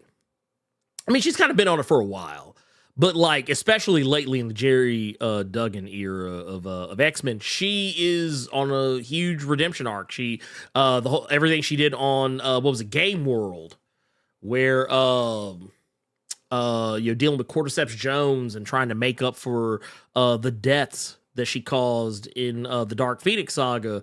Everything going on with the Brood right now, trying to redeem the Brood because she feels that the Brood can, in fact, change it just based on, well, Brew having the capacity to change and Brew seemingly being able to get the other Brood to change. And Cyclops doesn't quite see it that way. He's seeing everything in very black and white colors. He's not seeing it. He's not seeing the shades of gray, pun intended, that Jean Grey does. But that said, go ahead. No, I was going to say, it almost seems like Kieran Gillen, it seems like people really wished that Jean Grey was alive during that old X-Men run when Scott had the red suit, when him and Logan split the teams. During it's Schism. like she's seeing that Cyclops for the first time. So it almost seemed like I wish I could write this back then. But y'all wouldn't let me have Jean, so I get to do it now. Yeah, she's trying to get Scott out of the Cyclops was right mentality. Is basically what it is. Pretty much, she's getting to see that firsthand now. And to be fair, I want to make sure I'm very clear when I say this. It's not that Cyclops is wrong, because he is right about a lot of things. He is right about the fact that in the same breath that Jean told him that he was thinking about things in a very human aspect. The idea that Cyclops still recognizes that marginalized communities are still being downtrodden on, not just like, here's the thing. It's not so much that Cyclops just wants to protect mutants. He wants to protect everyone. He wants to protect all marginalized communities. I think a lot of people lost the thread on that when they were reading those lines between him and Gene. It's not even just so much that he wants to protect mutants. He wants to protect everyone who is being kicked down, being punched down on. But he's wanting to do it. It's not what he's wanting to do. It's how he's wanting to do it. And I think Gene can see that he's starting to slip back into those old habits. And if that is the case, I think that actually makes for an interesting story. But I do personally feel like this story arc was probably a long time coming. And yeah, like Carter said, had Gene actually been alive around the time that all this stuff was going on originally, yeah, it probably would have happened a lot sooner. Gene probably would have stopped him or tried to at some point. LJ Brown with the £5 says, get them likes up or Blerd is going to go old school and play that generic cafe shop music that makes you want to leave. Hey, I'll do it. LJ Brown been here a long time, if you remember that. Oh, yeah. No, LJ knows what's up. LJ knows what's up. Yeah, LJ done been here for a minute. He remembers. I just saw another super chat. Go ahead. Oh yeah, no. I see it. We're gonna get to it here in just a sec. Michael DeFonte says, I saw Termansville in my recommendations for backing, but because Blerd Without Fear recommends it, I just backed it. See, look at that. Bam. There you go. That's what you got to do. And here's the thing. I mean, not to sound like LeVar Burton, you don't have to take my word for it. Just click that link up there at the top of the chat, and you'll see what I'm talking about. It's a solid comic. I saw your video when you were telling people, like, because you just did it right there. That was so nasty the way you did that, because it completely caught me off guard. Oh, I was expecting you to like splice something in, and the reason Blerd Cove is like this, or Krakoa as a whole, because you need to hit that like button. I said, oh, this is fucking weird.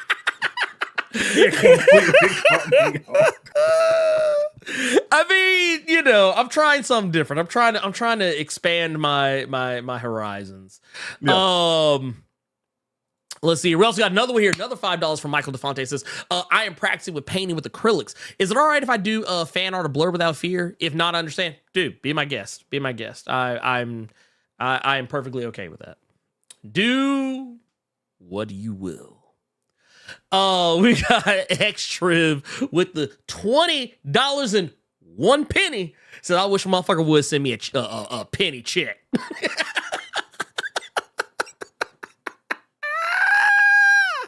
Yeah, no, somebody send me a penny check. We fighting. Let's see. 1 penny. We gonna be some fighting motherfuckers. we got another 20 bomb from royalty, Sir Barrington Edwards. With the beard game, you gotta show me how you did that. Hey brothers, on the Brood, why does Brew have such a different anatomy from his people? Or should I just leave the little booger alone?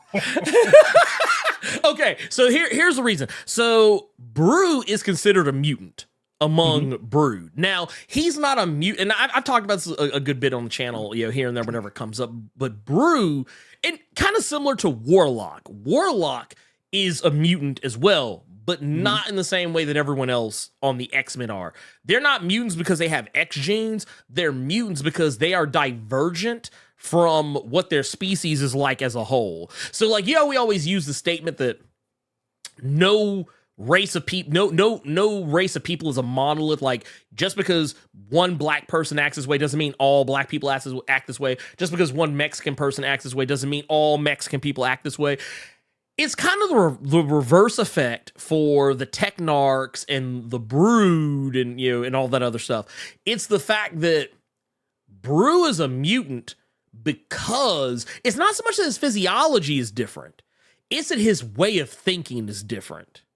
Like the way he views other people, like, yeah, he still gets angry and aggressive and tries to like attack stuff every once in a blue moon. And that was something that was a part of his story arc, like really early on. If you go back and read, what was it? The Wolverine and the X-Men, I believe it was back then. Yeah.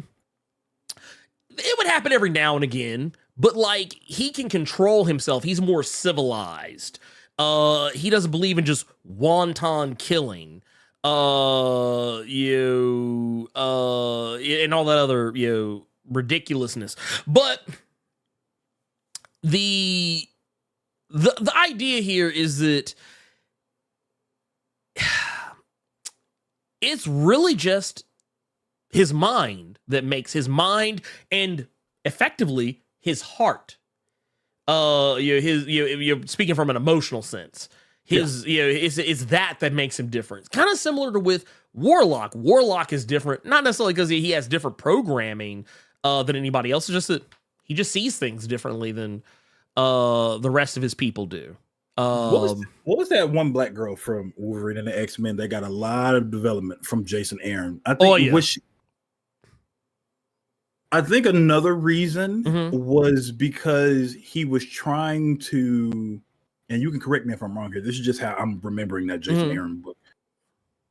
He was crushing on her, and was trying his best to be more like she was, so that he could look more suitable to her. Correct? Yes, that's correct. That it was a plot thread that kind of fell off after that series, but when Jonathan Hickman was writing X-Men, they kind of hinted that there was something maybe possibly still there, just because they were still hanging out with one another, talking to one another, and they seem to be a little bit more than friendly to one another. But we haven't really, because well, for one, Oya's been on the run.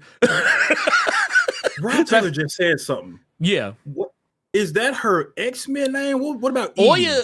Okay, so yeah, that is her birth name. Oya is her mutant name. Okay, cool. Thank you. Yeah. Oh my God. Okay, thank you. I've been trying to. My brain was okay. Yeah, it's like, was it Edie or EDA? I don't know. I've always been iffy on how to pronounce it because technically she is, if I remember correctly, she's Nigerian, so her name might be pronounced differently. But I think it's Edie or EDA Okonkwo. I believe it's her last name. So yeah. Bear says that Carter, you know what to put in the beard. and you know, I have my mind stays in the gutter, so I'm wondering if I need to put him in the hole for these sexually explicit comments he putting in our chat right now. But thank you so much for that, Edie, because I've been trying to figure that out for a long time. And plus, at the end of the day, this is all comic books, dog. So I mean, we got a Genesis running around right now, but we have another Genesis that we have seen several times that they ain't done nothing with. Nope. So technically, y'all got just two chilling. apocalypses just running around. Just chilling. Man, let's get to our next. We still got some little. These I think we can get through pretty quickly. Wolverine. Yes. He finally got the yellow spandex, Carter. It took long enough. Let me ask you.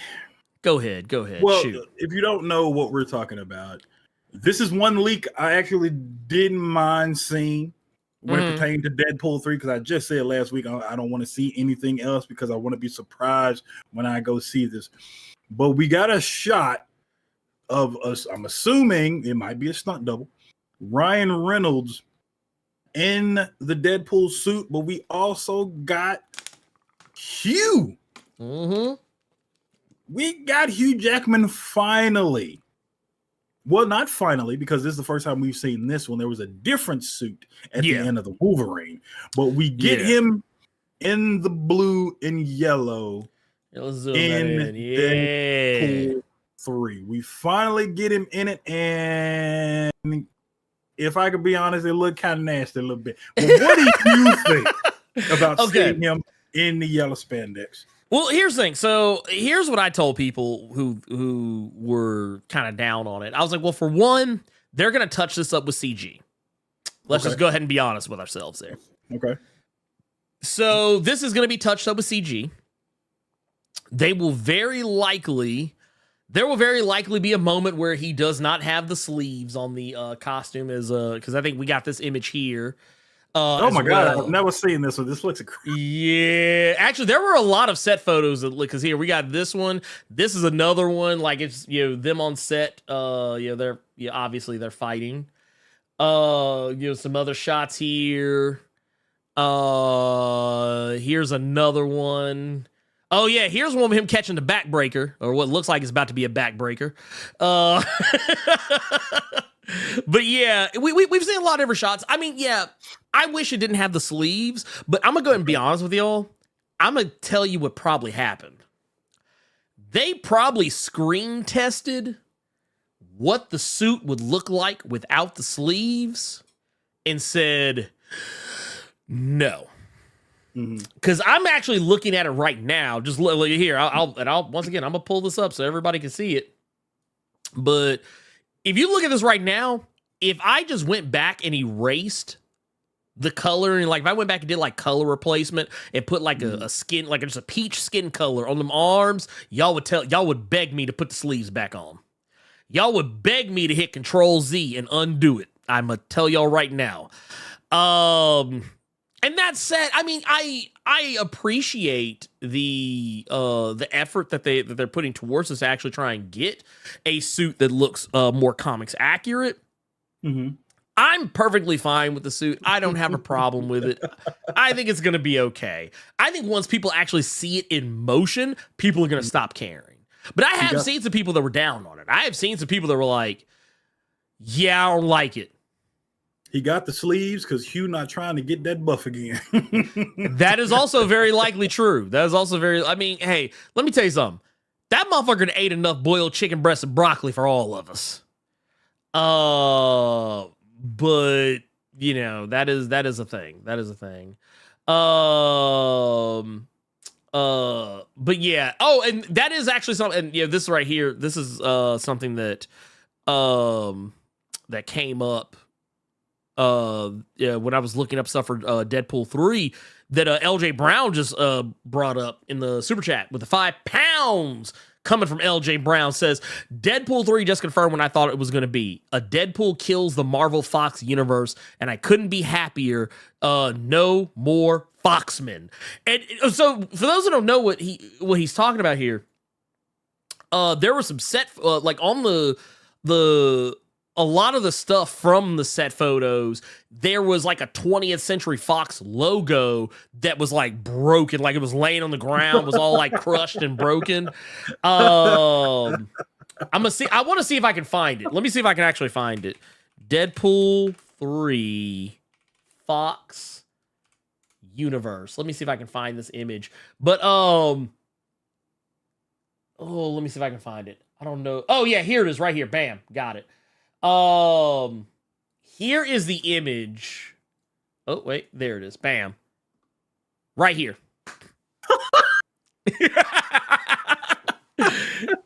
So yeah, this is basically Deadpool kills the Fox universe.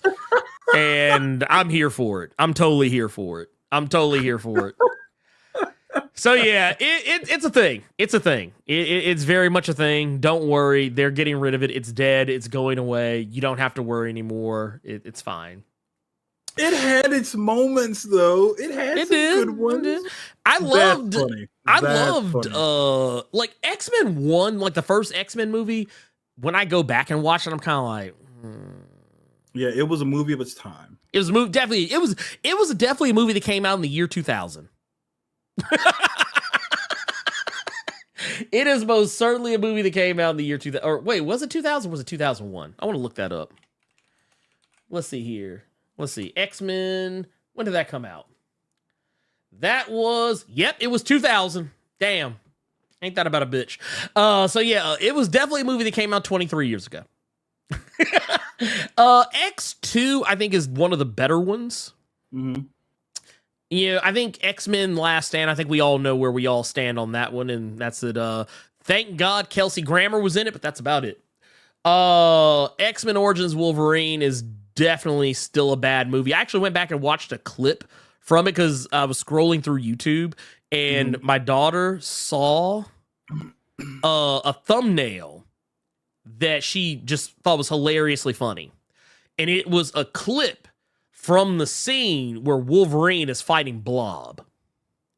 And seeing Blob, she just thought that was so hilarious because she thought he looked ridiculous.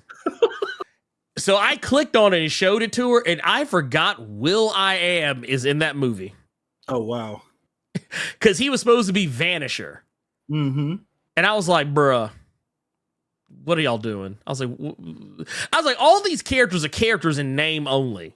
Like, it's all it is. Like, only good thing about X-Men Origins Wolverine was the video game. Yeah, I'll give you that. The video game was fine.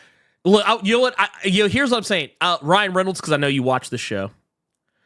When y'all get back to filming Deadpool 3, I would love an Easter egg or some kind of a reference when y'all revisit X-Men Origins Wolverine, like when you're destroying that movie along with the rest of the Foxverse, if like you find a copy of X-Men Origins Wolverine and right before Wolverine gets ready to stomp on it, you push him out of the way and pick it up and go, this belongs in a museum. He's like, no, we keep this. If you do that, the movie is gold. The movie is gold in my eyes. But that's really the only thing that, there wasn't really a whole heap of a lot else with that. Like we said earlier, the movie has shut down production in solidarity with the Writers Guild and Screen Actors Guild strikes. Yeah. So expect a official announcement that is getting pushed back.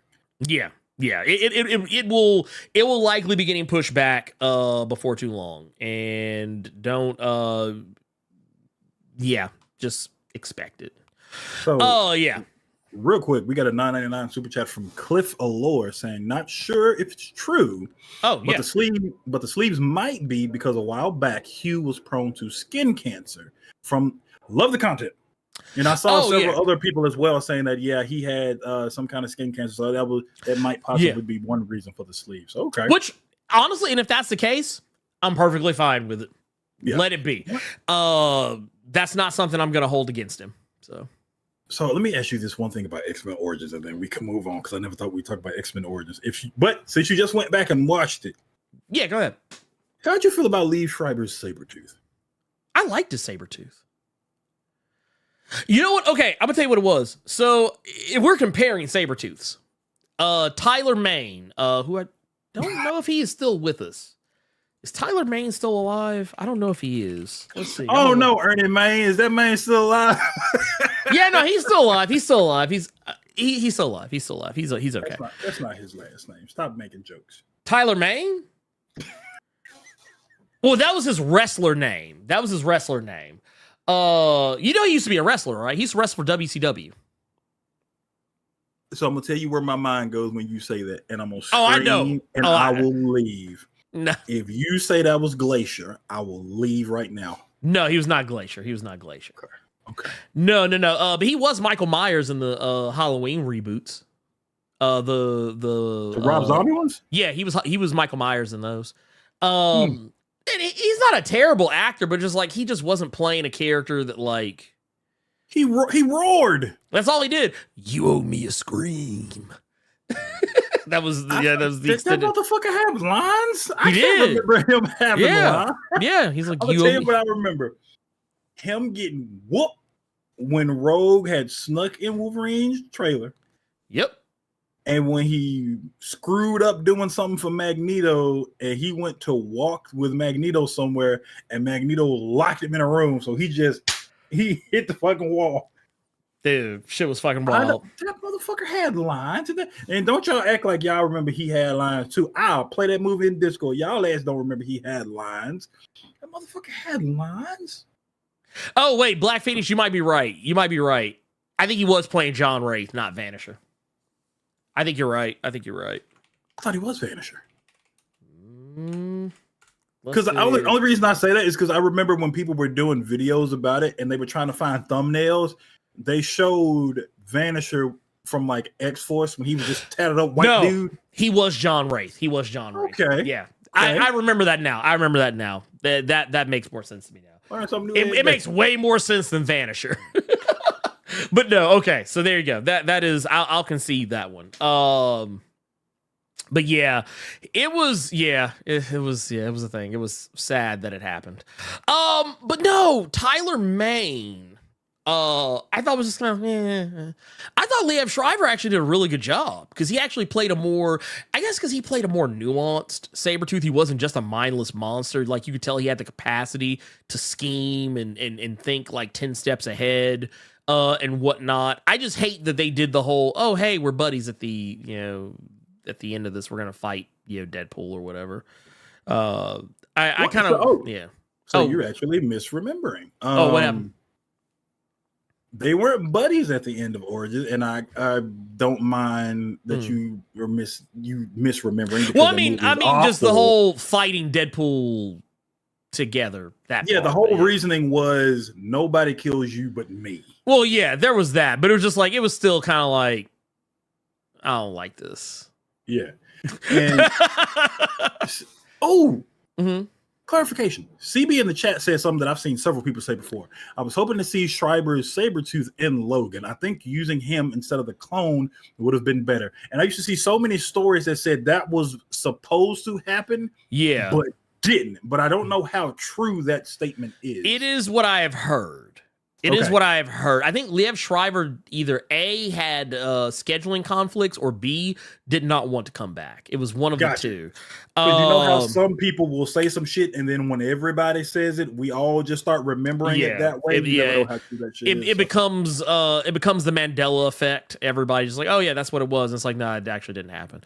I liked Liev Schreiber as Sabretooth. I thought he was very good. And honestly, I hope that, I don't know if he's coming back for this, but if he does, I would not be sad about it if he did.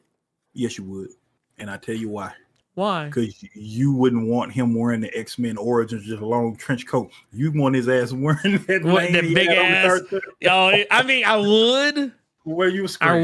I would want that. I'm not gonna lie to you. I would most certainly want that. Let's talk about this real quick. And this will be our last thing, and then we'll move on to our questions from the Discord and our recommendations and questions from the chat, all that good stuff. So y'all know what time it is. Rhodey. Lord Rhodey. So I don't want to say twice in the same show that I was right. And I'm not talking about Rhodey. I'm not talking about the scroll thing. And by the way, spoilers for Secret Invasion. Shit's all over the internet by now. I'm sorry. If you didn't know already. Yeah. Well, the reason why I say it is because, so I said that I feel like Rhodey is this show's Hank Pym. A lot of people didn't know what I was talking about. But now, I think people know. Carter, do you remember Brian Michael Bendis' Secret Invasion very well? Yes, because we talked about this yesterday. My man.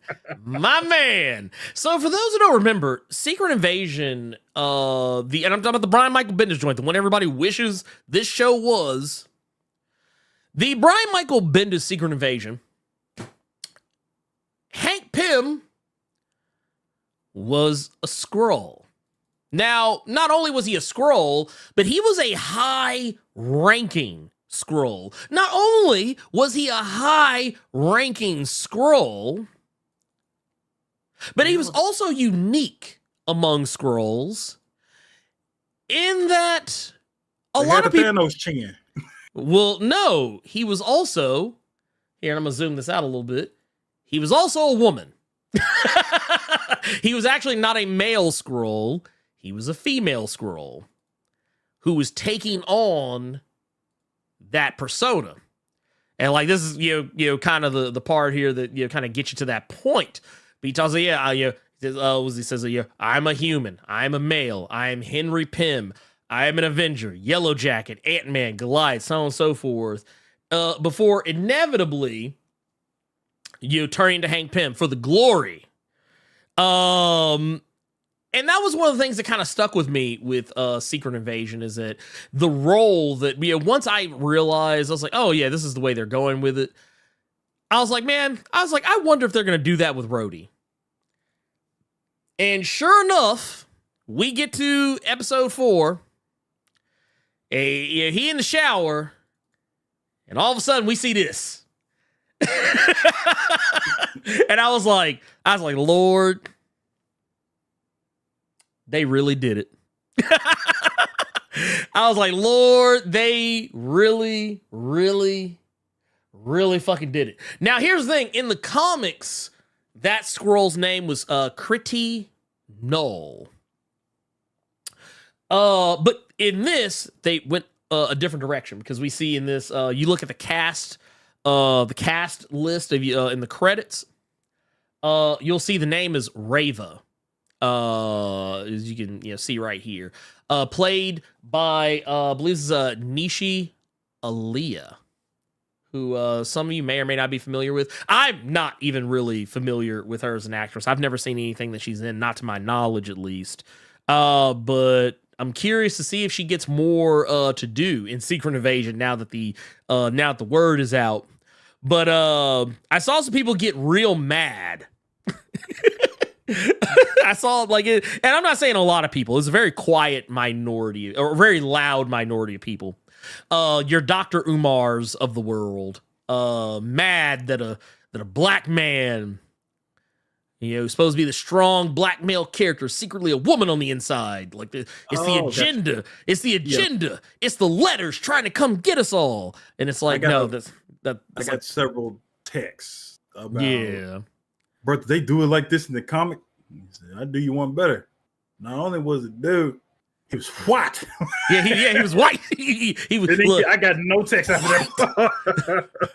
Look, he was Calvin Candy. He was Calvin Candy white cake. White. That is what he was. Yeah. So before you get mad, there is a little bit of that comic accuracy y'all was talking about. Plus, I'm a troll, so. Well, no, I just thought it was funny because you and I, we talked about this a great deal, but everybody wanted this. Yeah, this is what everybody wanted. And they said, "No, we ain't gonna give you that, but man, we will give you we will give you a Hank Pym. We'll give you that Hank Pym moment. We're gonna give you that." But I thought it was cool. I thought it was funny. Or not funny, at least in terms of. I thought it was funny how Rhodey was acting once, like the mask. It was time for the mask to be off. See, like it was dialing it up a little bit. Yeah, it was like he was like, oh, okay. Well, also I thought it was funny too because I think there was more to that bottle of Pappy Van Winkle than Nick Fury might have let on. I don't know. Maybe I don't know if he put something in it. Boy, I know he did put the nanomachine tracker in it, but I think there might be some more to that nanomachine tracker than that. And there was also the thing like the thing with Emilia Clarke's character. Yeah.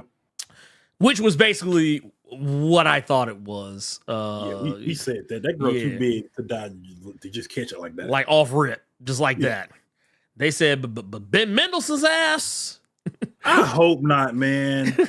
I got a text from people, and it was like, "Hey, you watch the new episode? Yeah.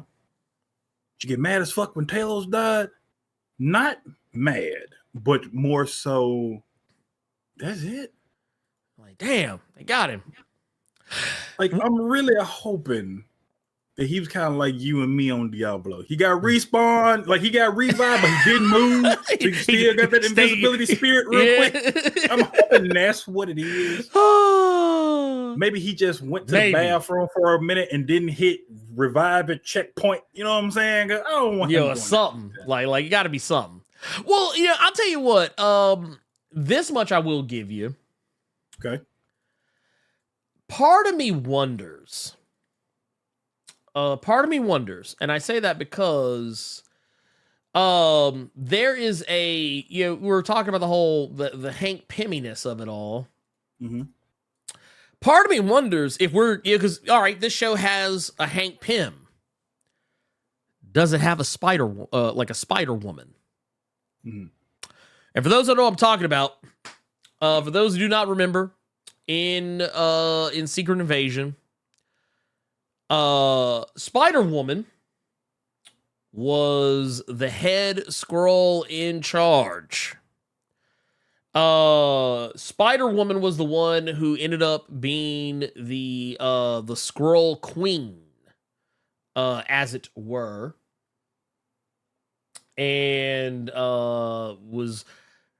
Yeah, pretty much the one who was calling all the shots. Yeah. I wonder if we're going to find out that one of the characters we've witnessed up to this point is that character. Like if there is like a squirrel queen laying somewhere in the wings. We've heard mentions of the leadership of the squirrels in other episodes. I wonder if we're going to get something similar with that. I think that would actually be pretty damn baller, if I do say so myself. But I would be, and truth be told, and while I think it's pretty safe to say this is not the case, but I wouldn't be shocked if just based on how everything's been switched up, how Rhodey is kind of like taking on the Hank Pym role. I wouldn't be shocked because Kobe Smolder said something not too long ago that kind of made me wonder. And I wouldn't be shocked if she turned out to like still be alive somehow, but just by virtue of somebody control, like somebody masquerading as her. Now, though that would kind of be a bad move to pull, but also would wonder like if I don't know if the Sharon Carter character will show up, but I wouldn't be shocked if she wound up, filling that role at some point down the road, even though we only got 2 episodes left. I feel like this is one of those things that I don't think Secret Invasion is going to end. Like, not the way people think it is. It's not going to be like that thing where, like I was telling somebody else, I feel like this show is going to go the way that Loki went, where like Loki came out as a show that a lot of people just kind of assumed that once it was over that it was done. And then you get to the end of it, it's like, oh wait, they're teasing that there's more. And then people are like, oh, well, maybe it's just because, of what's going on with Ant-Man and the Wasp, Quantumania. And then as it started, I was like, oh, no, it actually is getting a season 2. I kind of wonder the same thing about Secret Invasion, even though technically it has been said on more than a few occasions that a lot of the shows aren't really coming back for second seasons. Because that was kind of the whole thing with Moon Knight. It was like, oh, well, it's setting up more, so season 2, and it was like, nah, maybe not. And then, maybe. And then, maybe not. And then, maybe. I wonder if that's going to be the case with this show. Because some people have said that it's going to be like a one and done. But like, I wonder if we get to the end, it's going to be like, but wait, there's more. So I'm happy you said, refresh my memory. Yeah, go ahead. Because the one thing that got me with Emilia Clarke's character, because she used Extremis, and that's what brought her back. Right. And we know that Gravik has Extremis in him as well as Groot's abilities. But refresh my memory, Extremis was never perfected in Iron Man 3, no? No. Well, okay, Aldrich Killian was clearly using it at the end. Yeah. And it seemed like he was using it pretty damn well. And it kind of seemed like Pepper was using it pretty damn well. But once again, she had to have it removed. But I wonder if because of the fact that the Skrulls' physiology is so malleable, maybe that's why they're able to use it better than, or use it more safely. If that makes any sense. That's the only thing I can come up with for that. Okay. But I do wonder, because technically the doctors that were putting all this stuff together for them, they may have done more to it. And the real question is if any of the other Skrulls are going to wind up using any of this to any degree or another. Because up to this point, Skrulls really haven't shown any capacity to be able to mimic other people's powers unless they use that process. So I'm wondering, like, what's going to happen there with that. But Gravik, I got to say, Gravik's a motherfucker. I like Gravik. Gravik is quickly becoming one of my favorite MCU villains. Because that dude just don't give a fuck. Yeah. But yeah, again, that was it. Yeah. We've said this before about, especially coming right off of Guardians 3, no redeeming qualities. We don't want you to feel for them. This is just an out and out bad human being. And right now, some people would say that they're 2 for 2 right now because we went from the high evolutionary to Gravik right now. I don't really feel like that just yet. I just feel like he's a villain doing villain things. I really haven't found a reason to have any other emotion, kind of how I did with the high evolutionary, where you could just feel it. This seemed like I haven't gotten that with Gravik yet, but we still have some episodes to go, so hopefully I can get that. I will say the only emotion I'm getting right now is just if Talos is really dead, of course Emilia Clarke's Skrull is going to be the one to put Gravik down.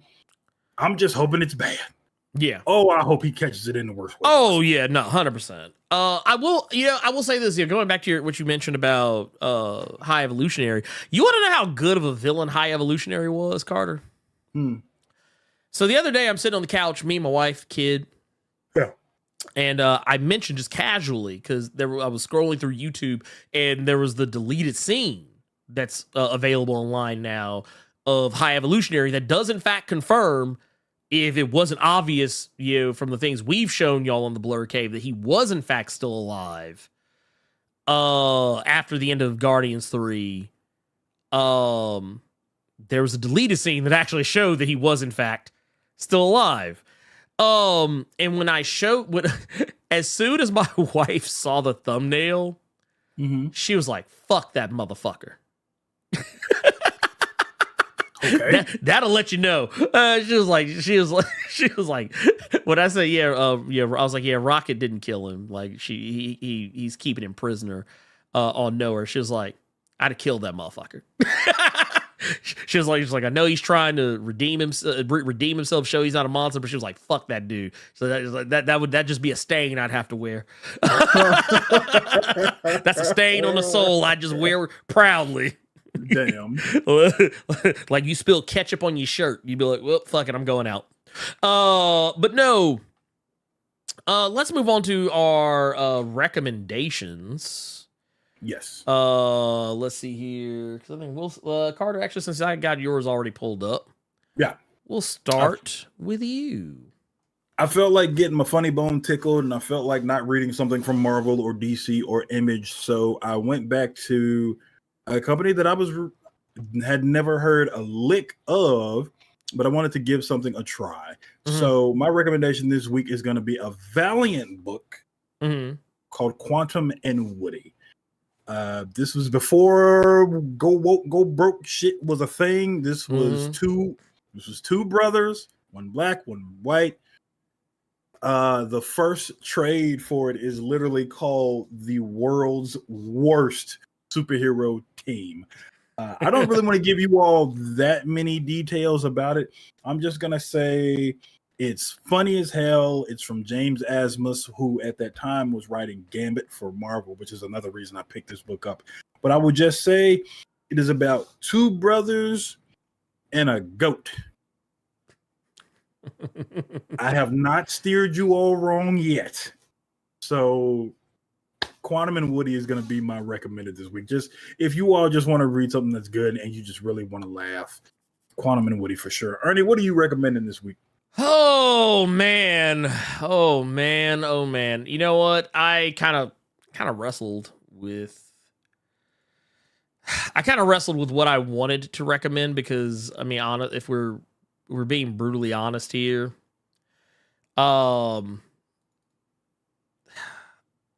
just not. There's been some things that like I always just end up going back to. Yeah, there's things I always want to going back to, and I will definitely say that while there will I feel like at some point I'm probably going to go back to. I'm probably going to end up going back to some things that I've probably recommended before at some point. Yeah. I'm going to try not to do that today, though. I'm going to try not to do that. But here's what I will recommend. And this is because some news came out recently about it, so it put it back in the forefront of my mind. But it's a book by the name of Minor Threats. Okay. And this is Patton Oswalt's comic that recently wrapped up its first story arc not too long ago. Apparently, it's getting a movie or a TV show, maybe, possibly. It's been put out there. Patton Oswalt seemed to say that it was actually very likely a thing to happen.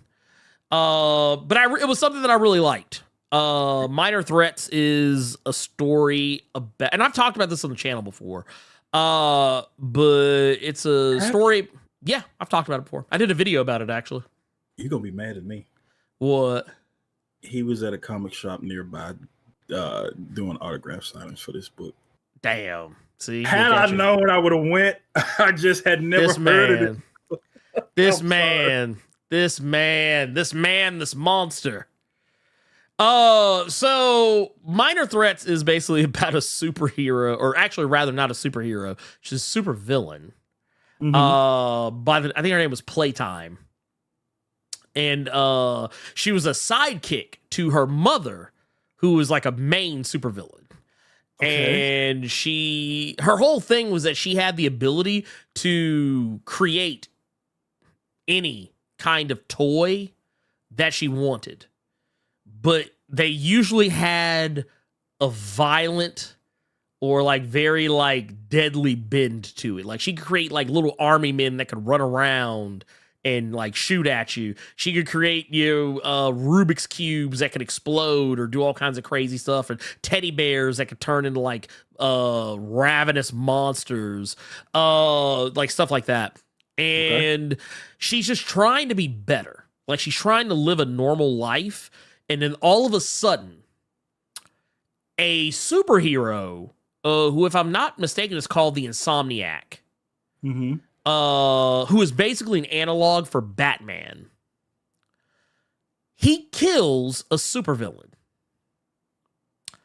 And it's because, supposedly, a supervillain has killed his sidekick, who I believe was named Nightboy.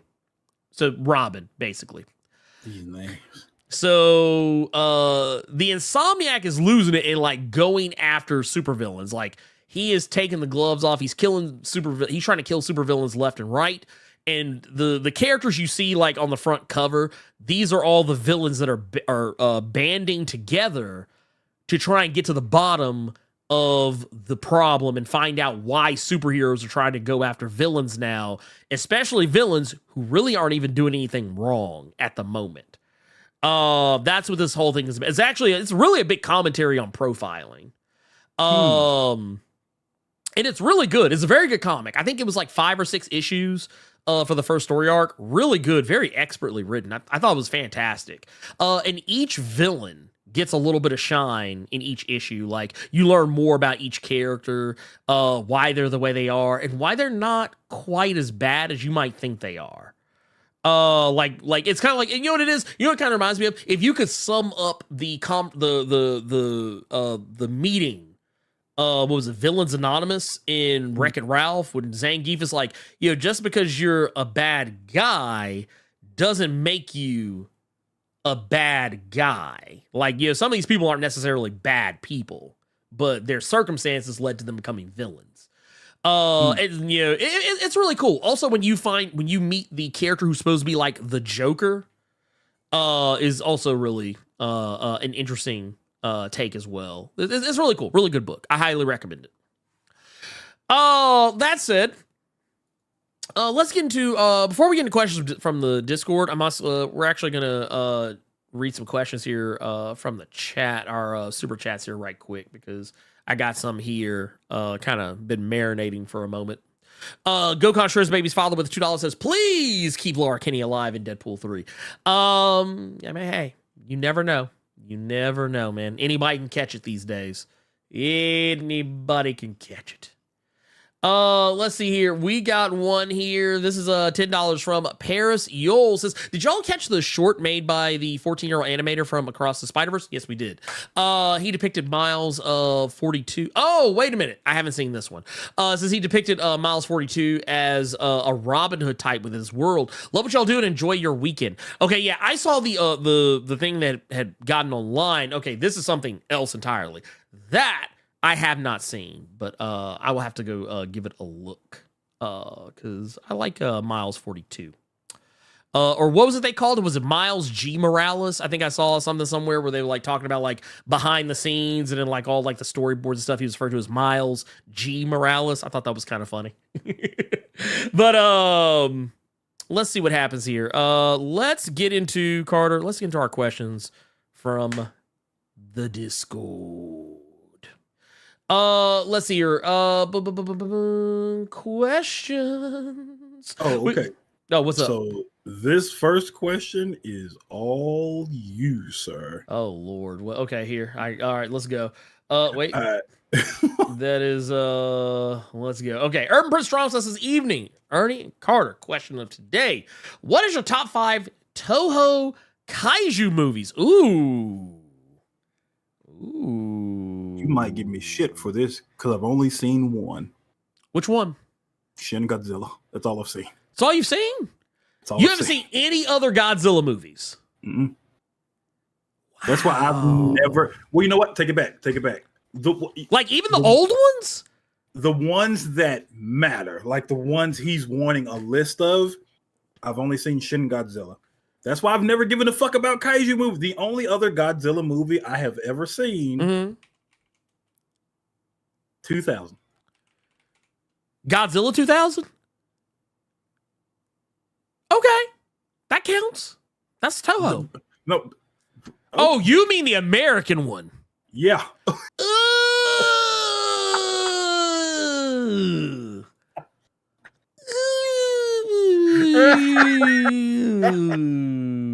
Gross. Man, I'm not gonna lie. Okay, so I'm gonna show y'all how nasty I am.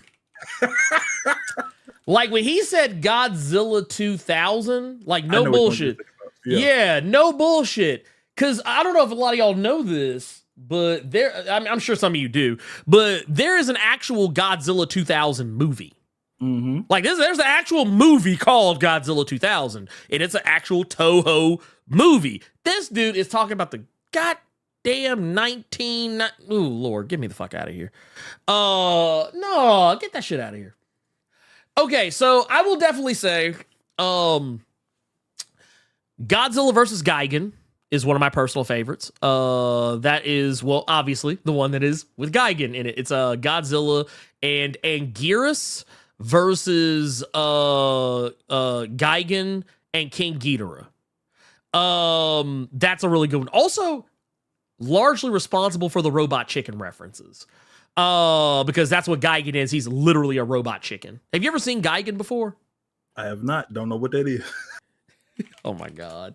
Gigan is one. I actually think Gigan is one of Godzilla's most. I actually would dare say. I know a lot of people, they always like to go towards. They always like to bring up Ghidorah. I love Gigan. This is Gigan. He has I know that one. I know that one from the GameCube joint. Yeah.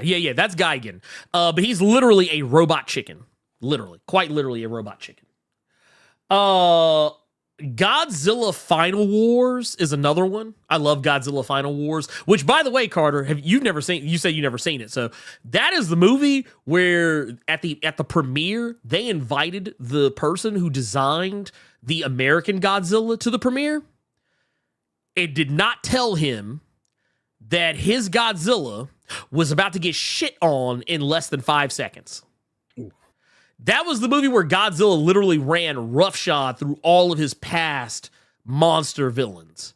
But like the American Godzilla shows up and Godzilla literally, the Japanese Godzilla American Godzilla charges at Japanese Godzilla, leaps at him. Japanese Godzilla literally turns around, slaps him with the tail, knocks him into, was it the famous theater in Sydney? Knocks him into that and then atomic breaths him and kills him. The scene literally takes 5 seconds.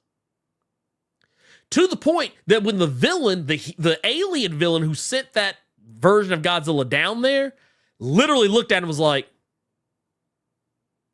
whatever, next. I love it. Anyway, let's keep it moving. That's 2. Let me see other ones, other big kaiju movies. Shin Godzilla would definitely be in there. I would put Shin Godzilla in there. I would also put the original 1954 Godzilla in there. Trying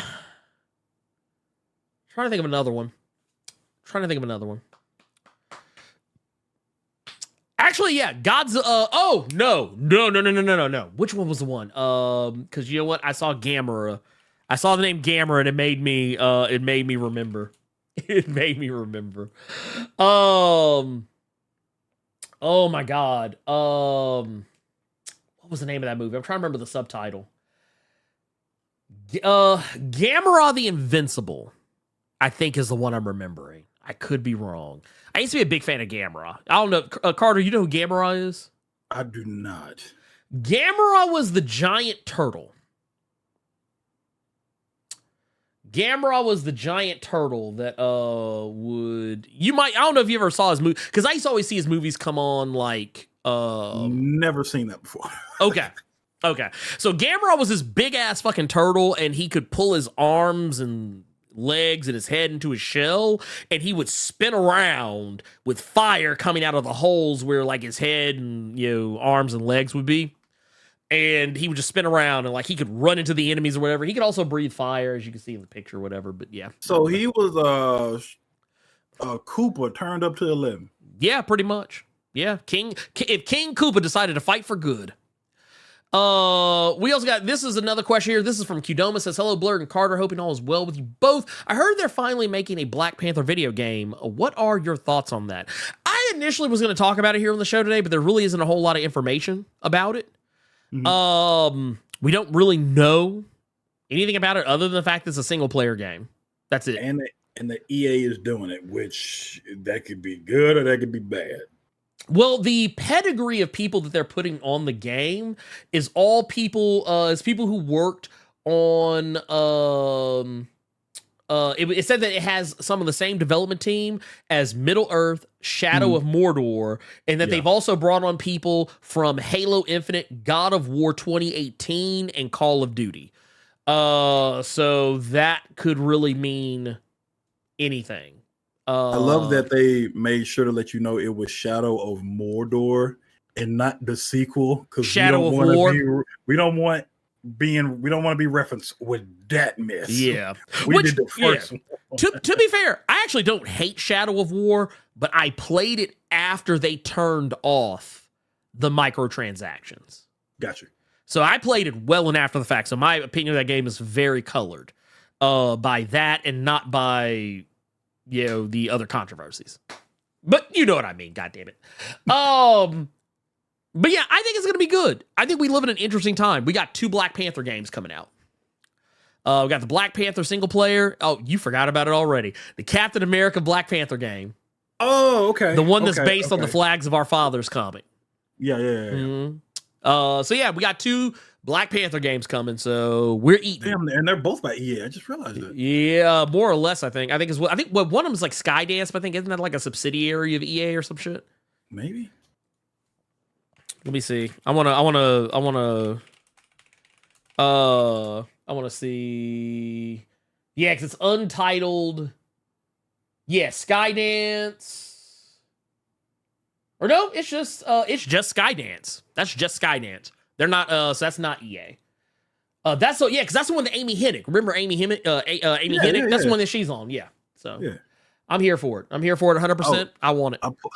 I pulled up the Godzilla scene you were talking about with the one from the American movie. Yeah. Wow. Yeah. Got shit on. Somebody in the comments said apparently on the DVD chapter, you know how you could do like scene selections? Mm-hmm. This scene is titled Pretender to the Throne. Bruh! Oh! See, I couldn't see that because I had, so how I saw Final Wars originally, I had the Japanese DVD on a region-free DVD player. That shows you how long ago that movie came out. So I couldn't read any of the chapters. So the fact that that's what it's called is hilarious to me. It's hilarious. He said, you said Discord Godzilla Marathon. I did not say that. I did not say that, but we might watch one. Let's see here. We got one here from Jay Dizzle says, morning, brothers. Back at the beginning of, back at the beginning of Destiny of X, there was a flashback of Destiny whispering in Sinister's ear, and it made him spaz out. I never understood, I never understood that. Was that ever explained? Love the show always. Thanks for providing space for fans to ask questions and discuss in chat. Yeah, that was Immortal X-Men #1. Mm-hmm. That was Immortal X-Men #1. And they have yet to go back and address that. But I'm pretty sure we're going to learn what that was very soon. It has not been addressed. And if I'm not mistaken, I don't think it even has anything to do with Sins of Sinister. I think that might have more to do with something else. I think it has something to do with more to do with something else. For those that don't know what I'm talking about, I actually have the image right here. Let's yeah, here we go. Bam. Yeah, she whispers something in his ear and he's like, "Oh." And next thing you know, this happens. And she seems equally as shocked by it. So like it's something she didn't expect to happen. What I think this is that, and this is just a theory, so you know, take this with a whole grain of salt.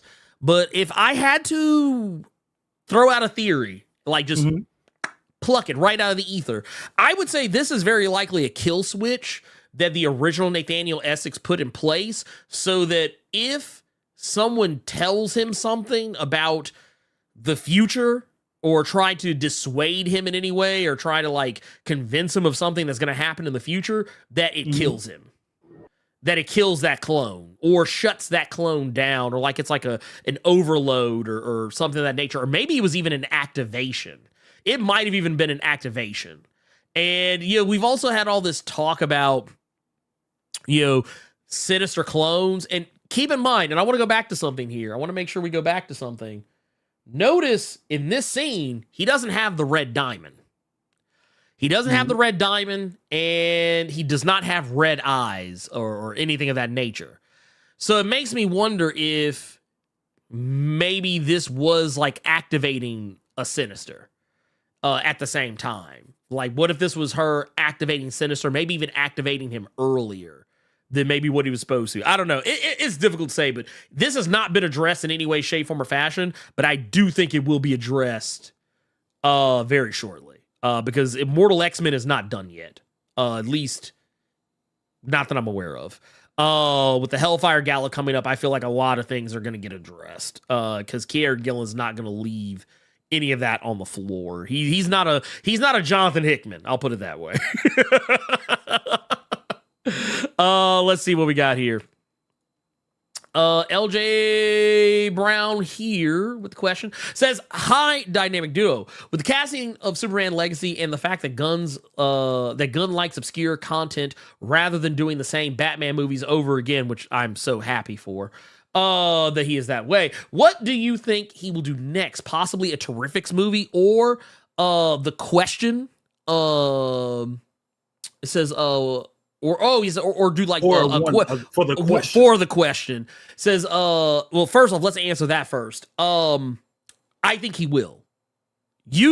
James Gunn is the regime in which you can get shit like the Spectre, the Question, the Presence. You can get shit like the Phantom Stranger under a James Gunn regime. Ooh. Like hell, I'm not saying this is going to happen because, you know, this is pie in the sky at this point, but I can see James Gunn, just because of how persuasive he is at getting people to work together, I could just as easily see him figure out a way to crossover with the Netflix Sandman. I could see him pull that off. I could actually see James Gunn figure out a way to make that work. Or to have his own version of Sandman show up in that. We already see that he already wants to do stuff like Midnighter and Apollo with the Authority. Dude, you're Honestly, gonna, yeah. You might not be far off, because people have to forget you may not have liked Crisis on Infinite Earths, but they had to go to Netflix to use that Lucifer. Yeah, they did. Oh wow, I never thought about that yet, man. Yeah, that would be sick. Yeah, like I said, it if anyone can make it happen, it'll be James Gunn. It'll be James Gunn. But for the PS up, says Blerd and Carter, how about we make a bet on if you guys get the Blerd? No, we're not gonna do it. Nuh-uh. 3 hours, 5 times by the end of the year. Blerd has to finish Bleach. Carter finishing Agents of S.H.I.E.L.D. and me having to watch what is this, OP? If I what? Wait, to watch OP if I lose. Oh, One Piece. One Piece. You was just talking about that shit the other day too. Ooh, I sure was. Ooh, I tell you what. Ooh, man. You know what? I'll take that bet. I don't know if Carter will, but I'll take that bet. Let's see. We got a last question from Discord. Says, this is from J Rye. Says, guy earlier mentioned a Joker manga called Operation Joker. Have you read it or have you read it? If so, what are your thoughts? Do you think it's worth the read? Cover looks great. I have not read it yet. There were a couple of manga issues that came out for because there was a Batman one and then there was the Joker one. I haven't read either of those yet. They're on my desk to read. There's a few comics I haven't read this week because I like full disclosure when Tuesday and Wednesday came up. Some of you may know I spent all day Tuesday working on reaction videos, and I spent the rest of that day reading Night Terrors and reading, which I do have a video coming out for the first week of Night Terrors. I'll do another one for this week's. They'll be separate, so there will be things that do not get talked about in the video I'm putting out first because I had not read any more of Night Terrors by that point. I recorded it literally the week that Night Terrors came out. Or the first batch of Night Terrors came out. So there you go. That said, I do think that they are worth taking a look at. I can't speak to the quality inside the book though. The Joker one I did read. That's gonna be a funny, twisted story. Yeah, you liked it pretty good. It's different. It was really fucking different. I don't want to spoil it, but because anything I say is gonna spoil it. Okay, yeah. Don't say anything. Yeah, but it was interesting. Just look at the cover. I'll just say that, and it was interesting. Like I said, I have it on my list of shit to get through. Like it'll probably be tomorrow actually when I read it because I got a shit ton of stuff to do after we get done with this. Let's get into our questions from the chat. Yeah. Which, by the way, before we get too deep off in it, we got one here. This does not count towards the 5. This is super chat. LP3 says, Ernie, may you please keep covering Star Wars? Those comics are killing it right now. Yes, I do plan to do more. I won't lie. The last one I did about Sana Staros, I'm not gonna lie, I took a lot out your boy because I did a lot of research, a lot of editing for that I normally would not have done. And yeah, it was a lot. I don't know if I even said this before, but that video took me a month to make. I'm going to do some smaller ones, though, but I do plan on doing more, like, deeper dives. So, yeah, don't worry about that. Star Wars content is not going away. It is not going away. I plan on doing more of it because I rather enjoy those Star Wars books because they are fucking fire. I'm going to tell y'all right now, if you are a Star Wars fan and you are not reading any of the Star Wars books right now, you need to reevaluate yourself. You need to go take a look at those books. They are good. They are legitimately good. And if you're a person just like me who is not crazy about the newer movies, you really gonna like these books because these books shit all over the damn movies because they're so much better. They are so much better. So much better. We got one here from Nerd Large here. It says with a 1999 super chat. Says, afternoon, Blurkoa. Thoughts on the upcoming TMNT animated movie casting? Now we know all the voice actors. Best and worst casting in your opinions? I don't think there's any bad ones. I know a lot of people are upset about Jackie Chan being cast as Splinter, but it's like, whatever. I know some people were mad there was a Chinese actor playing a Japanese rat, but at the end of the day, it's kind of like...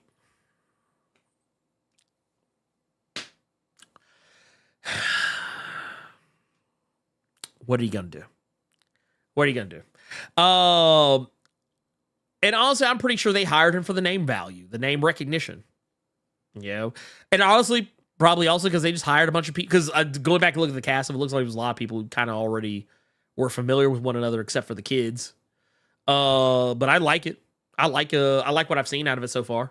I don't think there's any bad calls there. Carter, what do you think? Yeah. I didn't mind any of the casting, but I don't know. Can't say. I was actually surprised you answered the way you did because I was like, oh wow, Ernie has to give somewhat of a bad, not a bad take, but has to be a little bit negative. But if they're saying best and worst, I get to see him actually not try to be positive about everything. But with this, it was fine. I didn't have an issue with it. I know a lot of people were down on the look of Splinter, but here's something I think people don't know. Splinter, like, there's an image of Splinter that was circulating around because people were upset about it. It was somewhere he had like an afro. That was like, there's like, it's just one scene where he has that. It's like it's very obviously a wig. Like, it's something he's only wearing in one shot. The rest of it, like, is all the other clips I've seen with Splinter, he doesn't have it. The only one I've seen where he does is just that one. And it's very obvious that it's being played for laughs. Why they chose that particular shot of him to put in the trailers and not anything else is another story altogether. But I don't know. I think everything else is great though. Let's see. I'm actually pulling it up right now because I want to be 100% accurate in my announcing these people. But let's see here. Was it Ayo Edebiri? So far, from what I've seen of her in the behind the scenes stuff and stuff in the trailers, she is great as April O'Neil. Rose Byrne as Leatherhead, fantastic. Jackie Chan as Splitter, so far sounds pretty cool. Seth Rogen as Bebop. What little bit I heard him say sounds great. Paul Rudd as Mondo Gecko, sounds great. John Cena as Rocksteady, so far has sounded great. Wait, I didn't see that one. What? John Cena is Rocksteady? Yeah, they released a clip not too long ago. It was a behind the scenes showing all the cast. They're keeping it wrestler themed. I'll say that because wasn't Sheamus Rocksteady in those live actions, or was he Bebop? I can't remember. No, he was Rocksteady. Gotcha. Yeah, he was Rocksteady. Giancarlo Esposito as Baxter Stockman, Maya Rudolph as Cynthia Ultram. Or Cynthia Utram, whatever.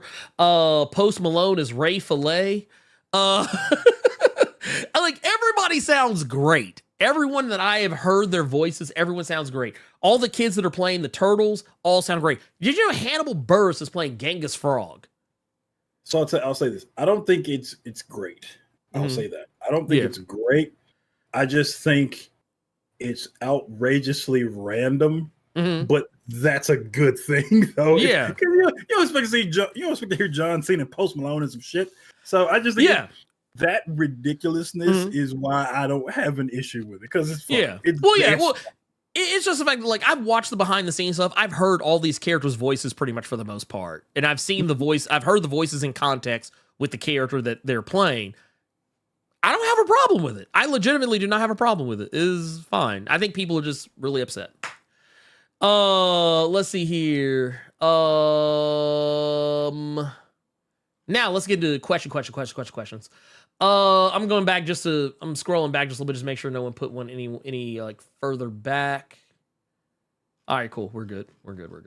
Here's one from Bill. It says, question: Is the bright white nothing referring to Jean's return as the White Phoenix to undo the events of Fall of X?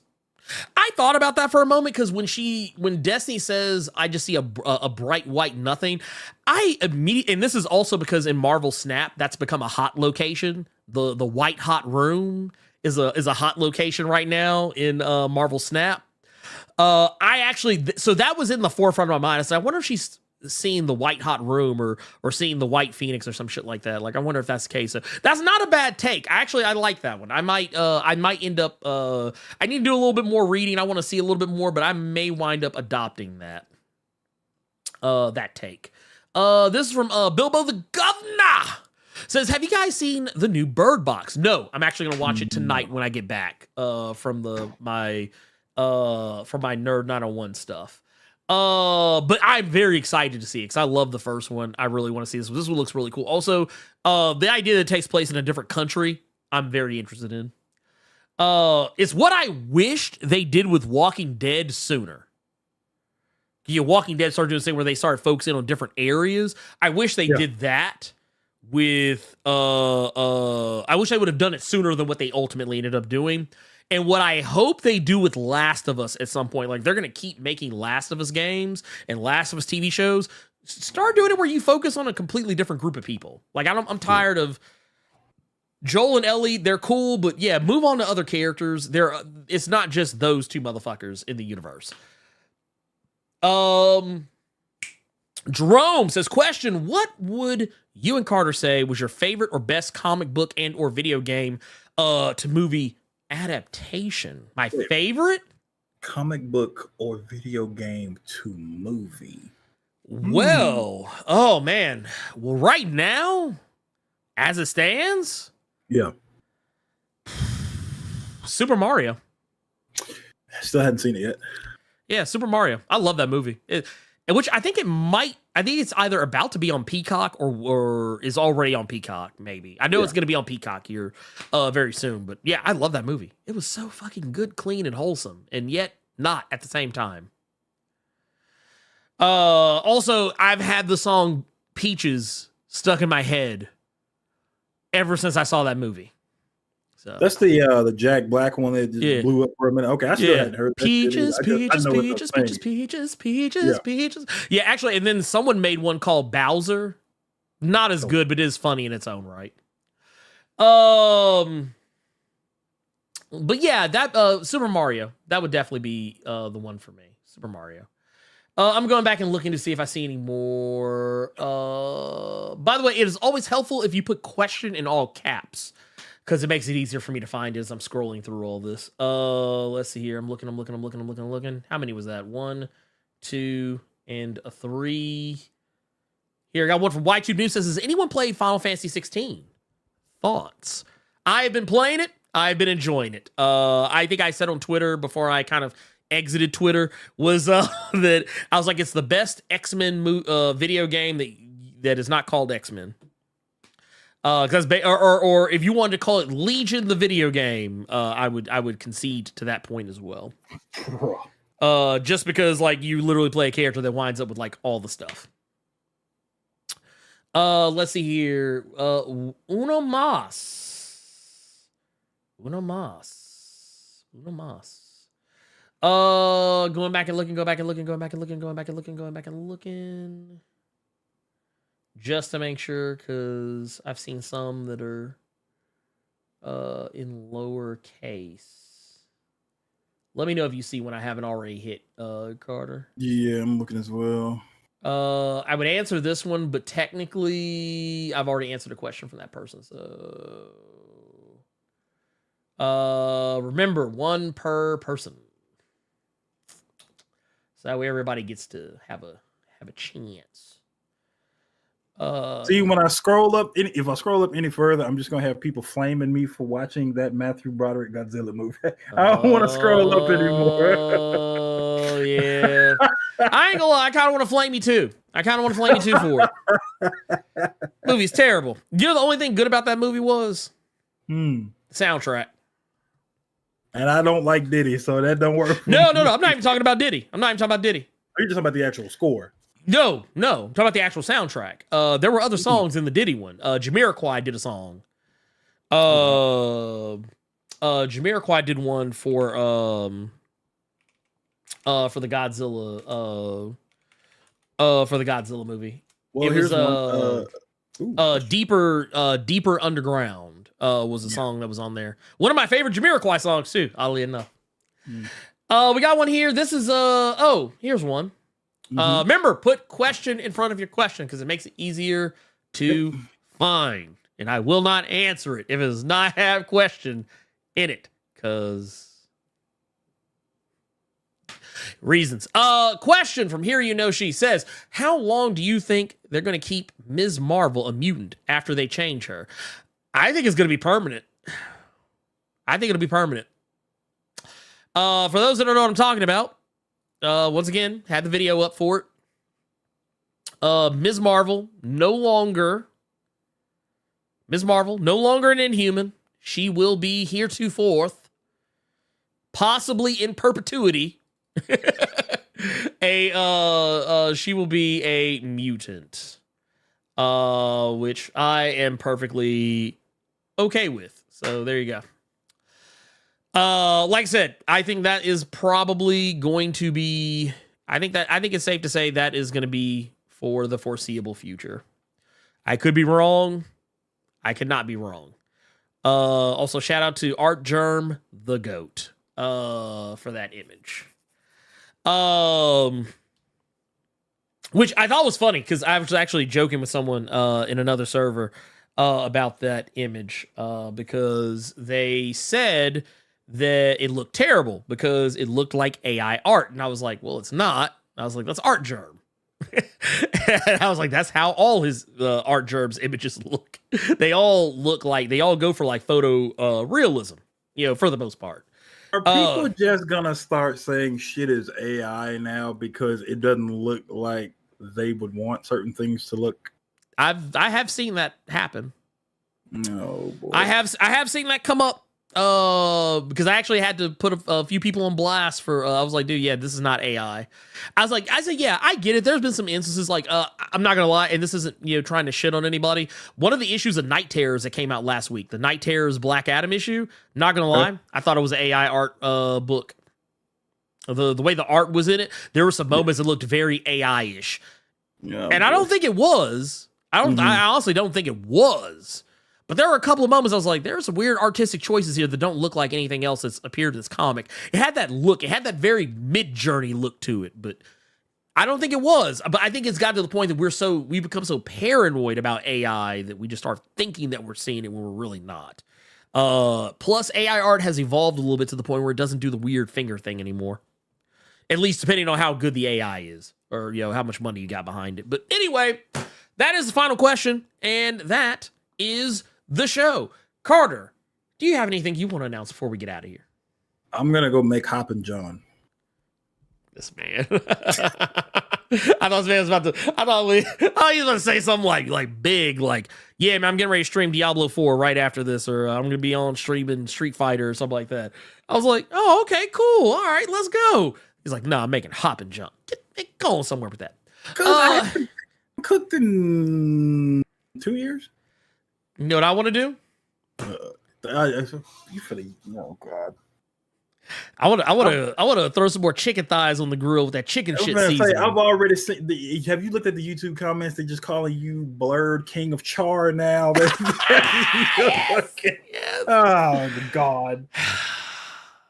Hey, I'm out here, y'all. I'm out here. Anyway, that is the show. I will. Well, actually, no. We got one more thing here. We got a super chat here from Lee. Just says, imagine they brought Dr. Manhattan Bruce Wayne into the Watchmen universe. I thought he died. I thought it died. The Watchmen universe? No. The Dr. Manhattan Bruce. Oh, probably. I thought it died. I thought so. Dark Knights of Steel. Or not Dark Knights of Steel. Shit. Dark Knights Death Metal. Yeah, I was pretty sure that was done. I could be wrong.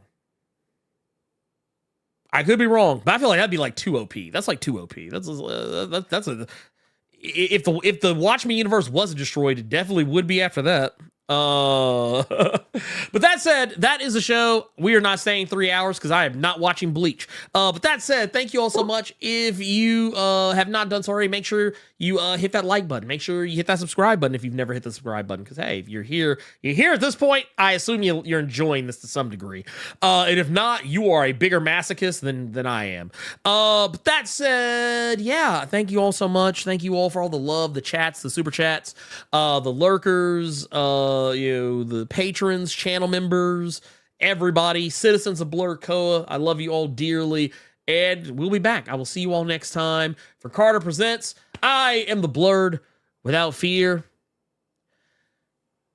and whoever sent Mercedes from P Valley that pity check, you can go to hell.